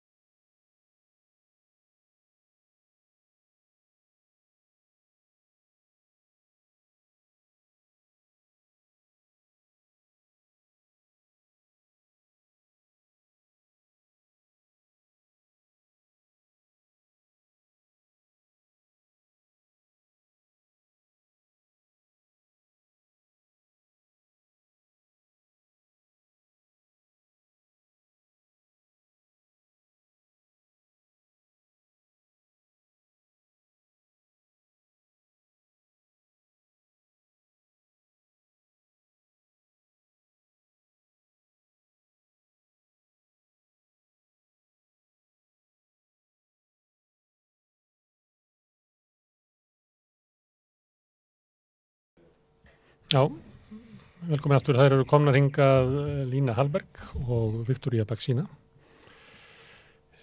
Þú frá Svíþjóð, fættar? Ég fætt upp alveg í Sviss, en mamma og pappi eru frá Svíþjóð. Og þú frá Rússland, þú komið náður. Já. Herðu, það er íslenskan og innflytjendur. Það er, við erum náttúrulega búin að tala svolítið innflytjendur í íslenskuna. Það átti mjög gott samtal við Agnieszku Sokolovsku hvernig er að lifa sem innflytjandi í landi sem er alltaf að skamma fyrir mann fyrir að tala ekki nóg og endanum veit maður að maður mun aldrei ná því að geta talað svona. En hann Ármann Jakobsson, hann skrifaði grein daginn þar sem hann talaði að við erum að heyja sjálfstæðisbaráttu til þess að venda íslenskuna og vandamálið var ekki innflytjendur, heldur það að innflytjendur töluðu ekki íslensku og við værum að svissa yfir í ensku sem millimál og það hættan væri svo að við myndum tapa íslenskunni. Má ég spyrja þig, myndirðu meta þannig að íslenskan væri í hættu? Kannski ekki íslenskan, en ég held það sé mjög mikilvægt að við lærum að tala íslensku af því annað held ég að það verður ótrúlega mikið vandamál í þjóðfélaginu. Já. Að því við erum 15% útlendingar núna. Komið 16,3. Eða 16,3. Það er svo mikil aukning núna. Ég held fyrir 20 árum voru það 5.000, núna er það 60, eitthvað það. En ef þetta heldur áfram það verður að voða vandamál. Að við vitum það eru kom út 2018 að ef maður kann ekki íslensku er það miklu erfiðar að fá vinnu og maður er frekar atvinnulaus eða líka krakkar sem kunna ekki íslensku það verður bara erfiðar í skóla og það verður líka fyrir Ísland miklu dýrari ef við kennum íslensku núna það er miklu ódýrari en að fá vandamál og vesen og þá reyna og bjarga þessu. En svo segir fólk að það skiptir ekki máli þótt þú lærir íslensku af því að þú ert útlendingur, að þá bara færði ekki almennilega að vera með. Það dugar ekki. Mér finnst það mjög mikilvægt að kunna íslensku. Já. Það var svona mér fannst það mjög geggja fyrsta skipti sem ég skildi áramótaskaupið. Já, gætt leið. Já, ég fattaði svona hvað fólk var að tala en það er ekki mjög skemmtilegt að fara í veislu og allir reyna að tala ensku, það er ekki skemmtilegt fyrir Íslendingar, það er ekki skemmtilegt fyrir mig. Nei. En þú missir svolítið mikið þegar þú kannt ekki tungumálið, finnst mér. Það eru líka menningin og það er svo margar þú verður alltaf svona aðeins utan. Það verður bara útlendingur. Já. Ekki alveg verður svona svo innflytjandi. Ég búið í útlöndum og maður er ekki alveg með. Það er ekki gaman, sko. Maður er svona auka. En mér finnst í þessum samtölum sem ég átt hérna við, svolítið verið að tala að svona viðtökur Íslendingana á innflytjendum sem er að tala íslensku. Minnst hvartaði undan því? Já, þú veist, fyrst og fremst er ég svolítið ósamala Ármanni þar sem hann segir að útlendingar læri ekki tungumál. Ég kenni íslensku sem annar mál, það eru alltaf, þú veist, biðlistar. Fólk kemst ekki á námskeið því það eru svo margir sem vilja gjarnan læra íslensku nákvæmlega núna og það sem hann sagði líka fyrir 2 mánuðum þegar þessi gríðarlega umræða íslensku byrjaði, hann sagði að íslenska sem mál væri stærsta grein á hugvísindasviði sem satt en samt þessi fjöldi nemanda bara svo gríðarlegur að það trufli einhver veginn, þú veist, háskólagrein og mér persónlega fannst nákvæmlega þessi athugasemd mjög særandi. Af hverju fer fólk á þetta námskeið til dæmis í háskólanum? Fyrst og fremst vegna kostnaðar. Námskeið í tungumálaskóla núna, svona 6 vikna eða 10 vikna námskeið kostar 50.000 krónur, tæplega. En 1 ár íslensku sem öðru máli, BA, kostar 75.000. 1 ár, ekki 1 námskeið. Og fólk fær líka miklu meira út úr þessu og þar íslenska kent á mjög hástígi sem ekki hægt að sækja til dæmis í tungumálaskóla þar sem íslenska stundum ekki kent á stíg svona 4, 5, 6 og 7 út af því að það eru ekki nógu margir nemendur. Það líka íslenska ríkið, það með grunnnámskrá og framhaldsnámskrá. Grunnnámskrá kom út 2008 og framhaldsnámskrá 2010. Það eiga að vera til 9 námskeið, svona 540 klukkutíma. Ég var búin að hafa samband við alla 18 aðila sem fengur styrk frá Rannís í ár og það enginn sem bjóður upp á þetta. Og það vantar bara peninga og það ekki til kennsluefni. Og hvað það sem vantar? Þetta 6 áfokar? Það eiga að vera 9. 9? Og þá bara hvergi kendur númer 7, 8 og 9 eða? Ég var einu sinni í nummer 7 í Mými en það var 2018 og ég held það hafi verið fyrsta og síðasta skipti sem var til. En það var bara út af því að kennarinn, hann held áfram með okkur. En venlega það ekki til. Flesti bjóðu upp á 3 eða 4. Stundum 5. Stundum 5, en það var búið. En fyrsta, það líka eftir 5 námskeið, það kanntu ekki að tala íslensku. Það núna í ár í Háskóla Íslands, það til hagnýtanámið og svo BA-náminu sem 3 ára nám. Í ár eru 145 í hagnýta og 123 á fyrsta ári. En við vorum bara 13 sem útskrifuðust BA-náminu í ár. Svo það minna en 15%. Á hverju? Ég held að það alltaf margir sem hafa ekki erindi í háskóla sem fara þangað að því það engin valkostu til. Það bara hægt að læra íslensku í Háskóla Íslands. Og svo líka, ég meina, ég fór í nám en ég vann ekki í 3 ár. Ég bara svona 50% kannski.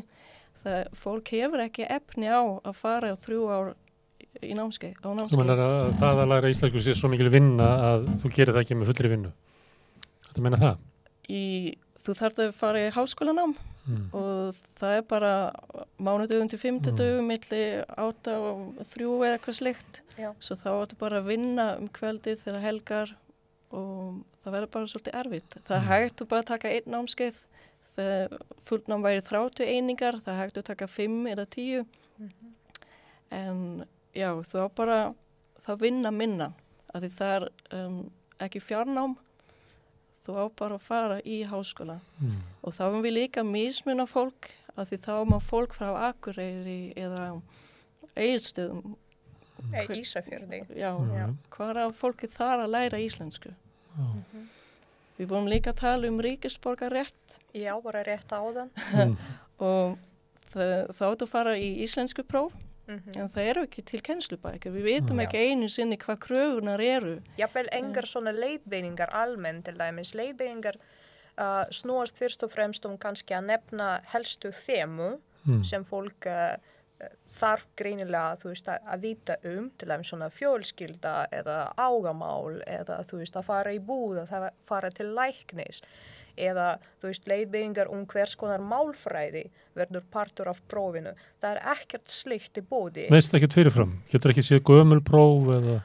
Jú, það eitthvað á netinu en samt það frekar gömul próf sem nú aðgengileg, held ég. Ég hef til dæmis ekki séð próf frá svona 2020, það sem ég hef séð var svona frá 2016 held ég síðast. Þannig að það svona ekkert í boði og Lína búin að senda tölvupóst á alla aðila sem bera ábyrgð á þessu og hvaða svar hefur þú fengið? Sko, mér langar bara að vita hvaða kennsluefni mælið þið með og annarkvort var ég ekki búin að fá svar eða þá bara mælt með bókum sem eru ekki góðar eða svo, og ég fæ ekki leiðbeiningar eða neitt. Og það sem kannski líka gott að nefna ef þú vilt fá styrki, ef þú tungumálaskóla og vilt fá styrki, þá áttu að segja að námskeiði mitt á stigi A1 eða eitthvað slíkt.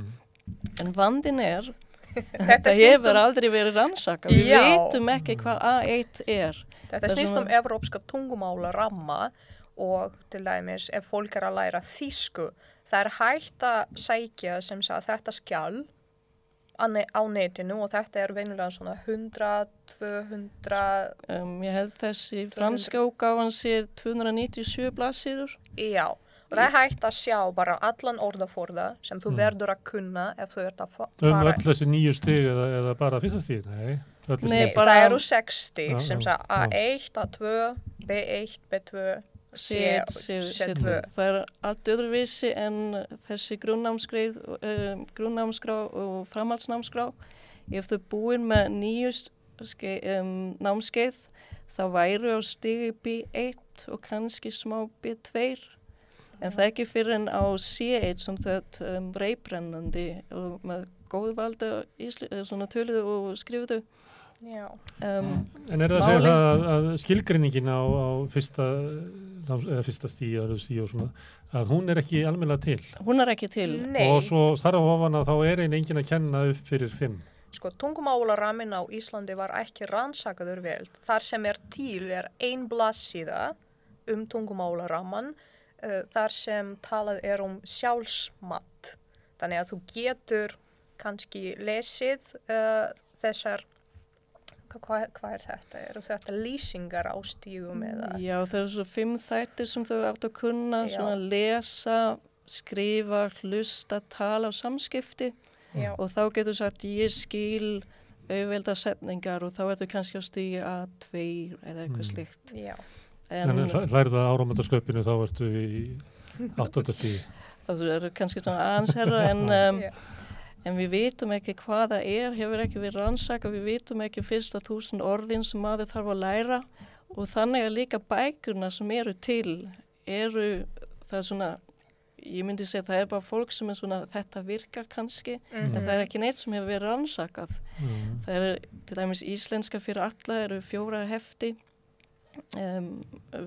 bækur sem eru til í kennslu, en það ekki, mér finnst það ekki góða bækur og ég held að höfundur hafa aldrei kennt íslensku af því ef þú kannt íslensku þá kanntu kannski ekki kenna íslensku sem annað mál af því til dæmis í bók nummer 1 það ein æfing þá áttu að segja að þetta kartafla og þetta eru 3 kartöflur svo þú áttu að vita kyn en æfingin svo slæm að ég held þessi ástæðan fyrir því að margir segi ég get aldrei lært íslensku af því það 19 orð og það væri ótrúlega auðvelt svona ef það endar á A yfirleitt kvenkinsorð þeirra kalkinsorð en það eru sveppur, tómatur og þá bara svona já ok, það kalkinsorð og þá kemur appelsínur, sítrónur þá þú blanda eintölu og fleirtölu þá líka flest kalkinsorð sem enda á í eintölu eru í fleirtölu, svona hestur, hestar. Það eitt dæmi, það sveppir.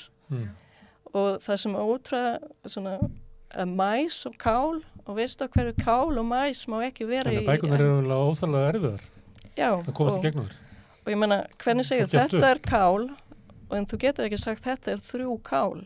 Og þá áttu að segja, já, veistu, þetta eintölu orð og þá ekki hægt að telja og það allt og flókið og orðaforðin, það eru kennslubækir, þá áttu að læra í byrjunni bara lífeyris sjóður og sálfræðingur. En mismunandi efni, þú sagðir að vera 18 sem hefðu fengið styrk frá Rannís til þess að vera mjög íslensku kennslu. Mismunandi hvernig það kennt á þessum stöðum? Ég meina það IKEA. Ég kenni í 2 sem sagt tungmálaskólum og aðferðin mjög öðruvísi. En þú veist, efnið virkar og að mestu leyti líkar nemendum frekar vel við þetta efni sem við notum í kennslunni. En að mínu mati væri líka gott sem sagt að fá svona fræðilegan stuðning við þetta efni því þetta efni virkar en við skiljum ekki sem sagt hvers konar svona fræði á bakvið þetta því þú veist við kennslufræði sem sagt af hverju notum við nákvæmlega þetta efni sem sagt til dæmis til að kenna þetta þema eða til að kenna þessa málfræði, af hverju notum við þetta. Sem sagt, þetta virkar en það voða lítil fræði á bak við þetta stundum. Herðu, ef ég reyna að skilja þetta, komuðu til landsins það sem afverða þessu ári 9.000 innflytjendur eða 6.000 innflytjendur og 3.000 flóttamenn. Það sem í boði hérna kennsla fyrir hluta í námskeiðum út í bæ sem að fara bara upp í svona 4. og 5. stig þar sem að maður eiginlega ekki orðinu mjög sleipur í íslensku.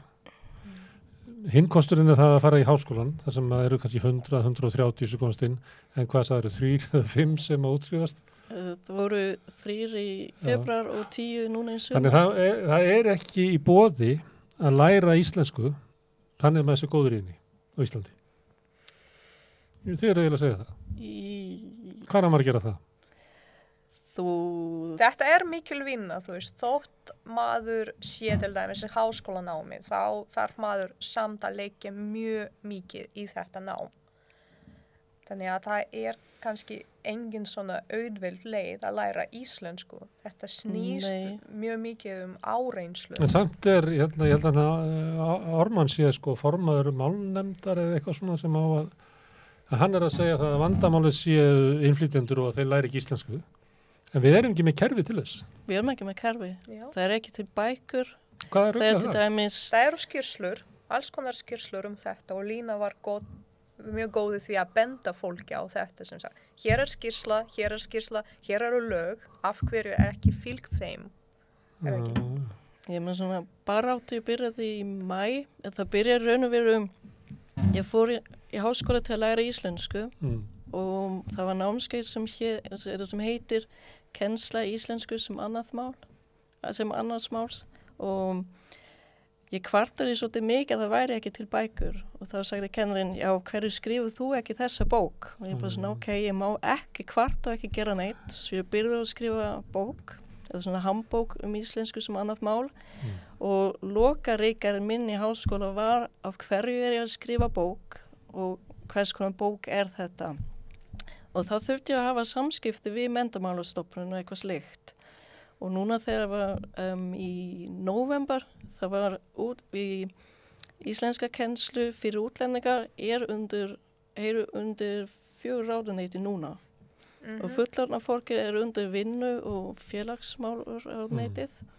Og eftir 6 mánuði vissu þau ekki að við vorum þar. Og það breytist ekki. Þau í ráðuneytinu? Nei. Það var alltaf benda. Var það þegar vera stokk upp ráðuneytuna fyrir árið síðan eftir kosningarnar? Já, en í maí vissu þau ekki að við varum þar. Það hljómar ekki eins og þetta sé eitt af mikilvægustu málunum í íslensku samfélagi.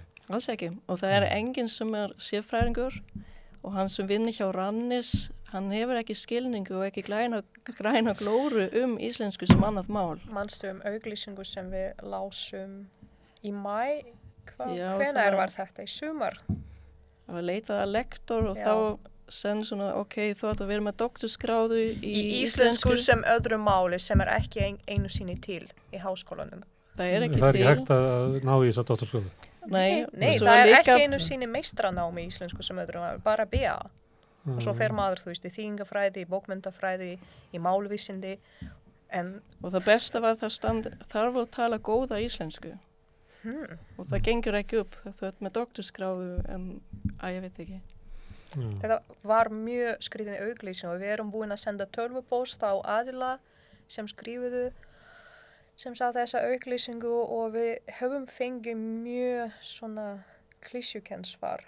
Já, svo ég byrjaði þá að senda svona hvað í boði og hvað ekki. Svo núna í maí byrjaði ég í hverju viku að senda tölvupóst og spyr þá hvað í boði, eða til dæmis sonur minn hann nýbyrjaður í skóla og þá áttu að lesa 5-7 sinnum 15-20 mínútur á hverjum degi að æfa að lesa sig og það var námskeið mjög fínt og flott í skóla og þá spurði ég bara en hvað með útlendingar hvaða hjálp gætum við fengið já þið þurfum bara að leyfa að það sé íslensku heima já en það allt Og það rannsókn af krakkar sem kunna ekki íslensku, það svo mikið vesen og halda ekki áfram í skóla og það kom út 2018 en við erum ekki komið með neitt og ég sendi þá tölvupóst fyrir mánuð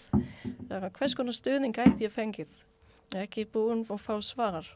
Ég meina, hann á pappin, hann íslendingur og amma og afi og hann tala íslensku en hvað með fólk sem bara báði foreldrar útlendingar. Agnieszka talaði þetta, að börnir eru send heim og lesa með foreldrar sínum til þess að bæta íslenskuna.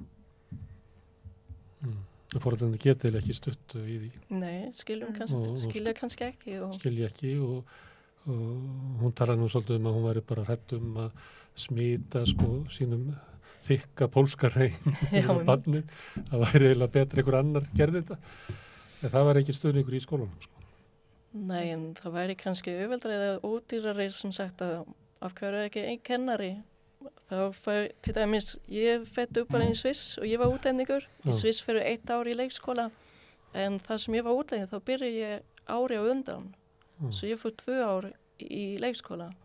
En hefði ég ekki verið tilbúin, hafði það verið hægt að fara 3 ár í leikskóla til þess að læra tungumálið. Og þetta raunverulegt að brottfall úr framhaldsskólum af annarri kynslóð innflytjenda mikið.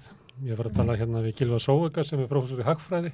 Hann var svolítið að tala þetta. Það væri bara augljóst mein í samfélaginu að því að það kæmi engin innflytjendur til hans. Þú veist, þeir væri bara dottnir út úr námi áður en koma inn í háskólan. Þannig að, og það vita allir. Segðu mig það því að það alltaf verið að tala þetta. Þegar þið hlustið á Íslendingana verið að tala þetta og enginn þeirra veit að ástand eins og þeir að lýsa. Þetta ekki svolítið skondið að hlusta á? Já, mér finnst alltaf svolítið særandi því talað okkur reyndar, en talað án okkar. Við erum ekki partur af þessari umræðu, sem að okkur ekki búið að taka þátt. Þetta finnst mér mjög skrítið. Ég fær mjög svona hrós að þú tala svona vel en hinn ekki líka að læra íslensku og þá finnst mér svona gott tækifæri. Það casual rassismi finnst mér að nokkru dagi. Þá byrja ég svona, en já, við erum ekki einu sinni með ensk-íslensk orðabók. Með góða orðabók. Og fólk sem vinnur þessu fær ekki einu sinni styrk. Til dæmis Sigurður Hermannsson sem var að vinna við svona, hvað var þetta, World Reference vefsíða og hann gerði sem sagt alla vinnu bara ókeypis og sótti alls konar styrki og hefur fengið bara enga. Sem sagt fólk sem hefur áhuga að vinna í þessu fær ekki nægan stuðning frá ríkinu eða þú veist ráðuneytinu bara frá öðrum. Ég til dæmis sótti að fá styrki fyrir bókina sem ég skrifa og ég sendi inn 170 blaðsíður, ég kom með 500 núna. En ég fæ ekki styrka því ég einstaklingur. Ekki fyrirtæki eða? Já, þú átt að vera, ég gæti fengið styrki fyrir rannsókn en ekki fyrir kennsluefni. Og hvað þarf þetta að vera stofnun eða fyrirtæki eða? Fræðikona. Tungumálaskóla eða í háskóla en sem einstaklingur færu ekki styrki. En það ekki þannig að Íslendingarnir alltaf að tala þetta að þá framleiðu bara skýrslur ástandið og svona en við erum ekki að framleiða skólana vegna þess að við sjáum það ekkert því að við erum ekki í þeim. Það svo ákveðin hætta að þið töluðum að alltaf búin til nýjar skýrslur. En það kannski vegna þess að umræðin drifin áfram af Íslendingunum sem sjá ástandur ekkert og það bitnar ekkert á þeim, það er enga reynslu af því. Getur það ekki verið? Það verður svona bara eins og svona blekkingartjöld. Svari sem ég yfirleitt færi, það svo margt til. Það svo marga kennslubækur til. Hvers konar kennslubækur? Allir benda á Icelandic Online sem frekar góð vefsíða. Það líka mikið úreld sem sagt að á að uppfæra hana líka.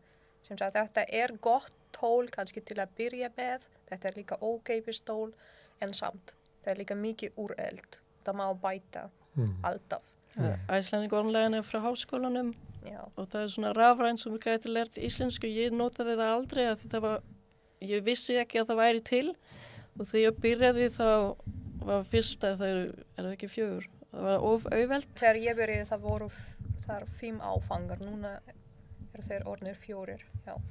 Og þá þegar það var svona stig sem ég skildi, þá var það bara eitthvað blóm og tegund af mís og mér langar ekki að læra mís. Mér langar að geta sagt, hefðu, mér illt í maganum, gæti fengið tíma hjá lækni.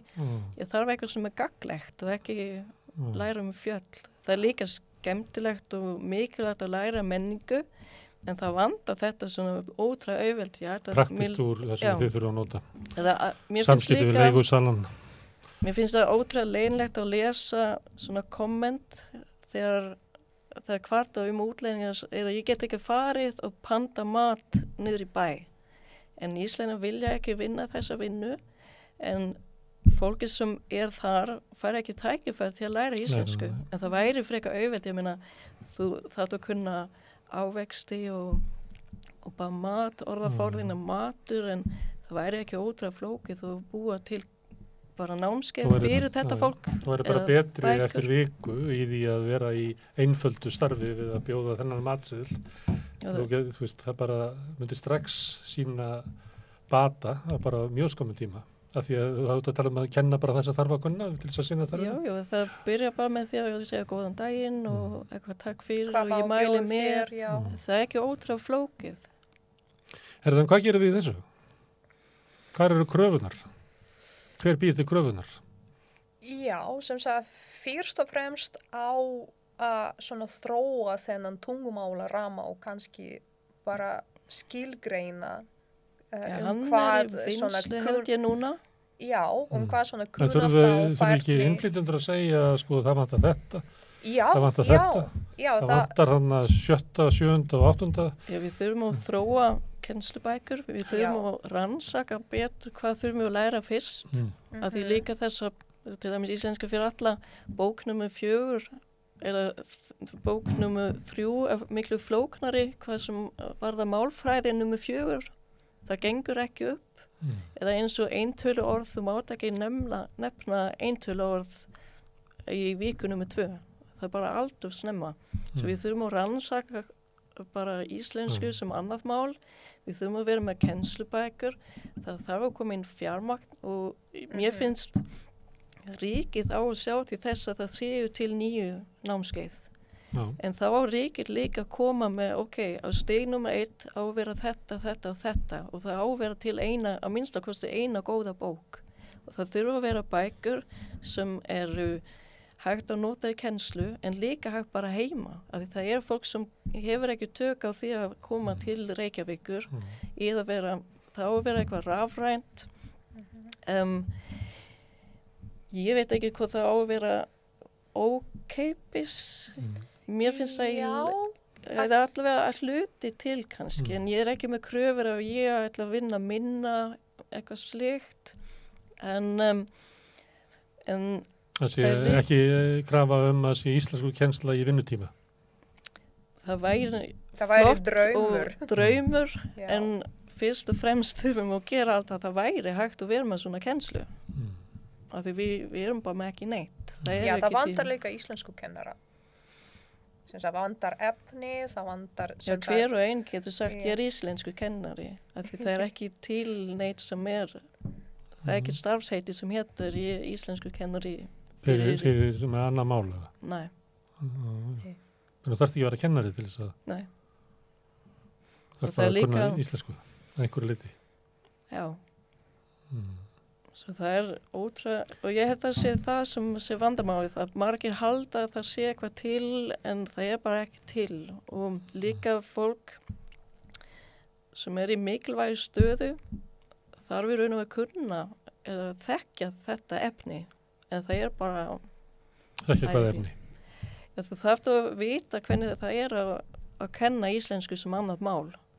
En ég stundum finnst mér svona það er svona að það frendi minn sem fekk vinnu í gegnum Fríðafrænku svona íslenska leiðin. Já, velkomin til Íslands. En það væri svolítið gott að fá fagfólk inn í þetta og kannski líka að ég hef heyrt að þessar umræður alltaf svona að tala við tungumálaskóla en þau eru alltaf svona, ok, ég má ekki kvarta of mikið því þá fæ ég ekki styrk á næsta ári. Af því ég hef heyrt sögur af fólk eða frá skólum sem hefur kvartað og þá fengur þau ekki styrk eftir ári. Svo þá það kannski vera háskóla eða, ég veit ekki. Hérna, nú hafa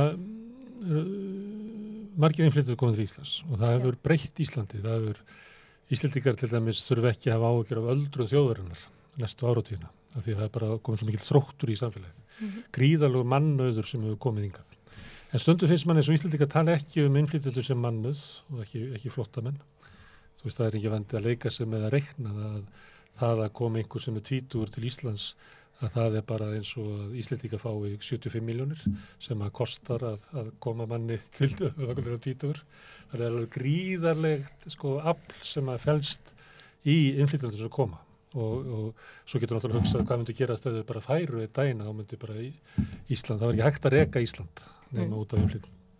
Finnst ykkur svolítið eins og að Íslendingar líti ekki á innflytjendur sem svona mannauð, sem eitthvað sem að maður gæti sagt þess svo, það er eiginlega sama hvað hann kasta miklum peningum í því að kenna íslensku, það mun skila sér svo stórkostlega mikið tilbaka fyrir Íslands samfélag. En finnst ykkur svona hugmyndin að innflytjendur eru kannski bara verða hérna stutt, eru komnir hérna til að vinna tímabundið, við erum ekki að fara að fjárfesta eitthvað í því. Hvernig upplifið þið svona, hvernig samfélagið hugsar þetta mál? Ef ég má spyrja. Það flókin spurning. Mér finnst mjög ofta Íslendingar líta á innflytjendur sem, þú veist, vinnuafl, fyrst og fremst. Ekki mánuð, svona vinnuafl og frekar ódýrt vinnuafl. Þannig að það fólk sem kemur hingað kemur kannski í stuttan tíma til að afla sér næga peninga og svo flytja heim. En það er bara lítill hluti innflytjendurna. Já, það eru farandverkamenn hérna, en það er bara lítill hluti. Já, nákvæmlega. Og fólk misskilur sem sagt þetta frekar oft þar sem, þú veist, innflytjendur geta verið bara gríðarlega fjárfesting í framtíðina. Ef maður nennir kannski að rannsaka stöðu innflytjenda aðeins betur, kannski þróa jafnvel innflytjendastefnu sem ekki nóg skýr, finnst mér. Er hún jafnvel til innflytjendastefna Íslands? Ég veit það ekki. Mér finnst það ekki. Með, þú veist, við allt sem að gerast núna og umræðunar sem eru í gangi. Sem það mér finnst að maður verður að þróa, þú veist, innflytjendastefnu og líka málstefnu líka, þú veist, og bjóða upp á námskeið, ókeypis að hluta út af því að við höfum líka rætt þetta held ég áður eða Agnieszka hefur nefnt þetta að fólk hefur ekki strax rétt á endurgreiðslu námskeið að fólk verður að vinna í þar nokkrum tíma til að öðlast þennan rétt og þá fær það endurgreitt frá svona stéttarfélögum. Það þannig að þú ert ekki fullgildur meðlumur í stéttarfélagi fyrir eftir kannski hálft ára eða 9 mánuði og á þeim tíma sem er kannski viðkvæmasti tíminn að þá færði ekki endurgreiðslu út á íslensku náminu. Nei, ég var til dæmis óleitt þegar ég kom hingað og þá detti ég svona typisk ég mömmu eða mamma og ég fær hver að borga fyrir mig og ég er ekki, ég vinn í Háskóla Íslands og ég vinn sem tannlækni en ég hef aldrei fengið neina styrka því ég er ekki í stéttarfélag og það eru svona hópur, ég held að sérstaklega konur sem er viðkvæmar oft vinna heima og mér finnst kerfið þarf að breytast af því ef þú fer í tungumálaskóla yfirleitt er það svona 2 eða 3 kvöld er það þá daginn og oft heyri ég að útlendingar nenna ekki að læra íslensku, bara svona grunninn en bara í alvöru, ég meina, hver nennir að fara 9 námskeið sem eru 10 vikur, 2 og 3 kvöldið. Já, og stéttarfélagið greiðir oftast svona 2 eða 3 námskeið af þessum 7 sem eru í boði núna og hver veit sem sagt, ef það verða 9 námskeið kannski hætta stéttarfélag borga jafnóðum. Og svo líka svo til vandinn finnst mér að það eru enga kröfur og ég held það væri miklu betra til dæmis bara að segja ok, við tökum námskeið einu sinni í viku En þá ætlum ég að vera með kröfur. Þú þarf að fara í prófu eftir á. Og þá kannski segja, ok, ef þú búin að fá í 3 svona námskeið og búin að ná bara prófin, þá færi ríkisborgararétt. Eða þarf ekki að fara í þetta próf. Af því það líka, núna það þannig, þú fyrir í tungumálaskóla, borgar og þá bara... Já, þú fær skjörteini að lókum og búin. En það enginn sem sér hvað þau búin að læra eða neitt. En ég held það sé svolítið, það leiðinlegt fyrir fólk sem þarf aðeins meira tíma, en það líka leiðinlegt fyrir fólk sem vill læra mjög hratt. Að það svona, ok, ég núna fyrir stig 4, ég komið á stig 5 og svo byrjum við raunverið stig 4 að því hinir eru ekki komin svona langt. Og það líka, það þurfa að vera 10 nemendur svo skólinn fái styrk og það svolítið vandamál til dæmis fyrir norðan eða út í sveit að það eru ekki nemendur til. Og sérstaklega því ofar sem kemst í sko 4. og 5. og 7. stig. Já, það verður ótrúlega erfitt að finna kennara að því mér tókst þá ekki lengur að finna kennara fyrir stig 8 að því það skiptir engu máli, þú ert ekki fastráðin kennari, þú ert svona verktaki og það skiptir engu máli hvort þú ert að kenna ég heiti Lína eða hvort þú er búin að ræða svona hvernig notur þú orðið manns. Og þetta það svolítið flókið því ég held að Íslendingar fatta ekki að til dæmis uppskriftin miðast við 5 manns en það er ekki hægt að segja 4 manns. En það er hægt að segja 100 manns, 1000 manns en ekki 1000 manna. Og það er svona spurningar sem við viljum vita en það er ekki til í kennslubækur. Af hverju er þetta svona? Í Háskóla Íslands við erum að nota bækur sem eru skrifaðar fyrir Íslendingar en ekki fyrir útlendingar. Ég meina Íslendingar myndi aldrei spyrja á hverju klukkan 2 og ekki 2. Já, klukkan slagar 2 högg eða þú veist út af því að þetta er svona abstrakt og svo framvegis. Stundum höfum við líka fengið svar, þú veist, jafnvel í íslensku kennslu, af hverju er þetta? Af því bara, þetta er tungumálanorm. En það eru svör, en við þurfum bara að finna svör til að setja maður klukkan er... Það vantar svör við spurningunum sem að þið spyrjið, af því að Íslendingar spyrja ekki þessar spurningar. Af því klukkan er 2, þú ert ekki að telja klukkur, heldur það er bara svona, ok, við erum að telja og þá er bara hlutlæsa kynið, það eru hvorukynið í þessu tilfelli. Já. Ég hef aldrei hugsað út í þetta. Já, það er líka, þú veist, klukkan slagar 2 högg. Ég lærði þetta bara þegar ég var 30 ára. Þess vegna er þetta svona, já. Ég myndi svara af því bara, þetta er bara svona því bara. En þú nefndi málstefnu og það var gerð ný málstefna og það er ekki verið að fjalla innflytjendur þar í málstefnunni. Það er verið að fjalla áhrif enskunnar á ungu kynslóðina. Og þessi málstefna er tiltölulega ný. Við ræddum hana hérna við rauðaborði fyrir svona 3 vikum. Kannski hérna endurposta því samtali. En það er svolítið merkilegt að það vantar eiginlega að búa til málstefnu sem er gert ráð fyrir því að það eru 16, bráðum 20% af landsmönnum eru hérna, ekki með íslensku sem móðmál. Já, þú veist, og jafnvel ungir íslendingar nenna ekki að tala íslensku því þeir eru alltaf svo skammaðir út af því að, þú veist, þeir gera náttúrulega alls konar villur. Til dæmis það býr svona unglingsstúlka bara rétt við hliðina á mér og ég heyri hana að tala, þú veist, við vini sína á ensku en þegar við hittumst, þú veist, bara í stíganum þá segir hún sæl og hvernig gengur en svo hittir hún vinkonu sína og þær tala bara á ensku saman af því að þetta er einhvers konar bilding hjá þeim líka sem sagði að þeir nenna ekki að vera skammaðir þeir vilja, þú veist, unglingar vilja líka læra íslensku og læra hana vel en það er alls konar fólk sem er alltaf að gagnrýna þá þannig að þeir nenna ekki að tala íslensku heldur. Já, það er svona viðtökur Íslendinga við íslenskunni er eiginlega óþolandi. Og ég held það sé líka svolítið mikið þetta, til dæmis margir vinir mína í Sviss tala ekki ensku, af því allt efni er bara til á þýsku. Þú fer í bíó en það er til á ensku, en yfirleitt fyrir það er bara á þýsku. En það vandur svo mikið efni hérna líka. Bara á íslensku. Eins og hvað? Bara barna, ég meina við erum að horfa á sjónvarpið til Netflix og þá er bara Svampur svo eins og það er til á íslensku en flestir þættir eru bara á ensku. En ef það væri meira makt til, er það líka skemmtilega bækur fyrir krakkanir. Það eru líka ég meina fyrsta bókin sem ég las var Pallir einn í heiminum.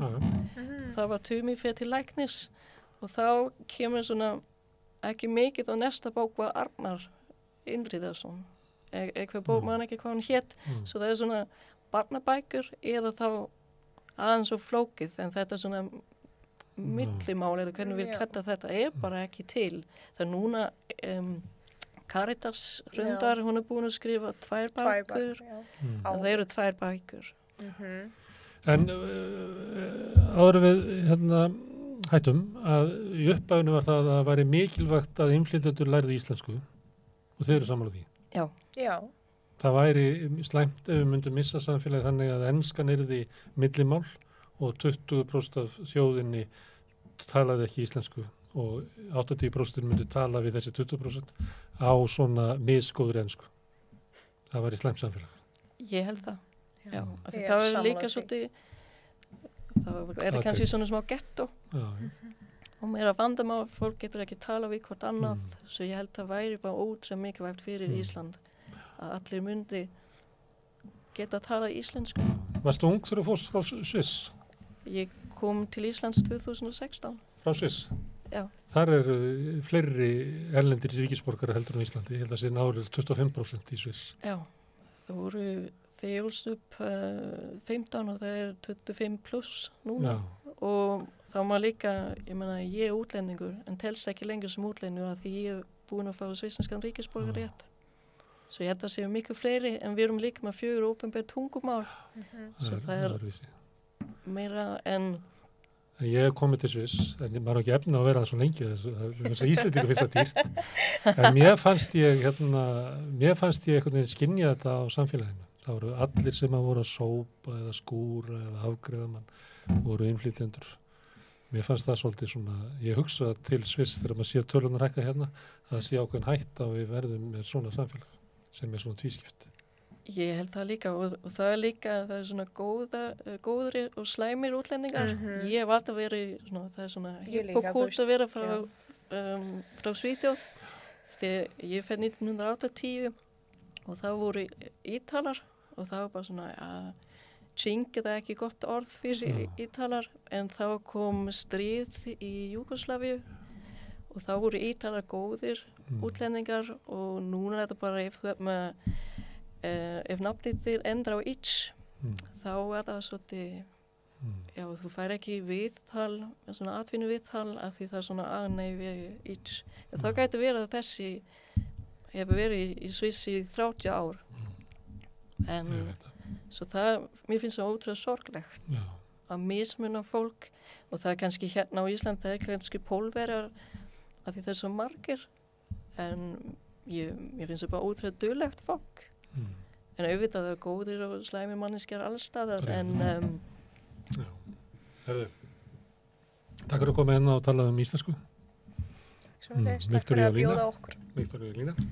Og við segjum þá bara rauðaborðinu lokið í kvöld og raunverulega þessa viku við erum með helgispjall hérna á morgun og þá ætlar að koma til mín hérna eitt skemmtilegasti sögumaður á Íslandi, Þorvaldur Friðriksson. Hann ætlar að segja okkur frá því að við séum raunverulega keltar og hérna keltnesk áhrif séu miklu meiri á Íslandi heldur við höldum og já, hann ætlar að bara selja okkur þá hugmynd og segja okkur ábyggilega frá ykkur öðru skemmtilegu. Sjáumst á morgun klukkan 5.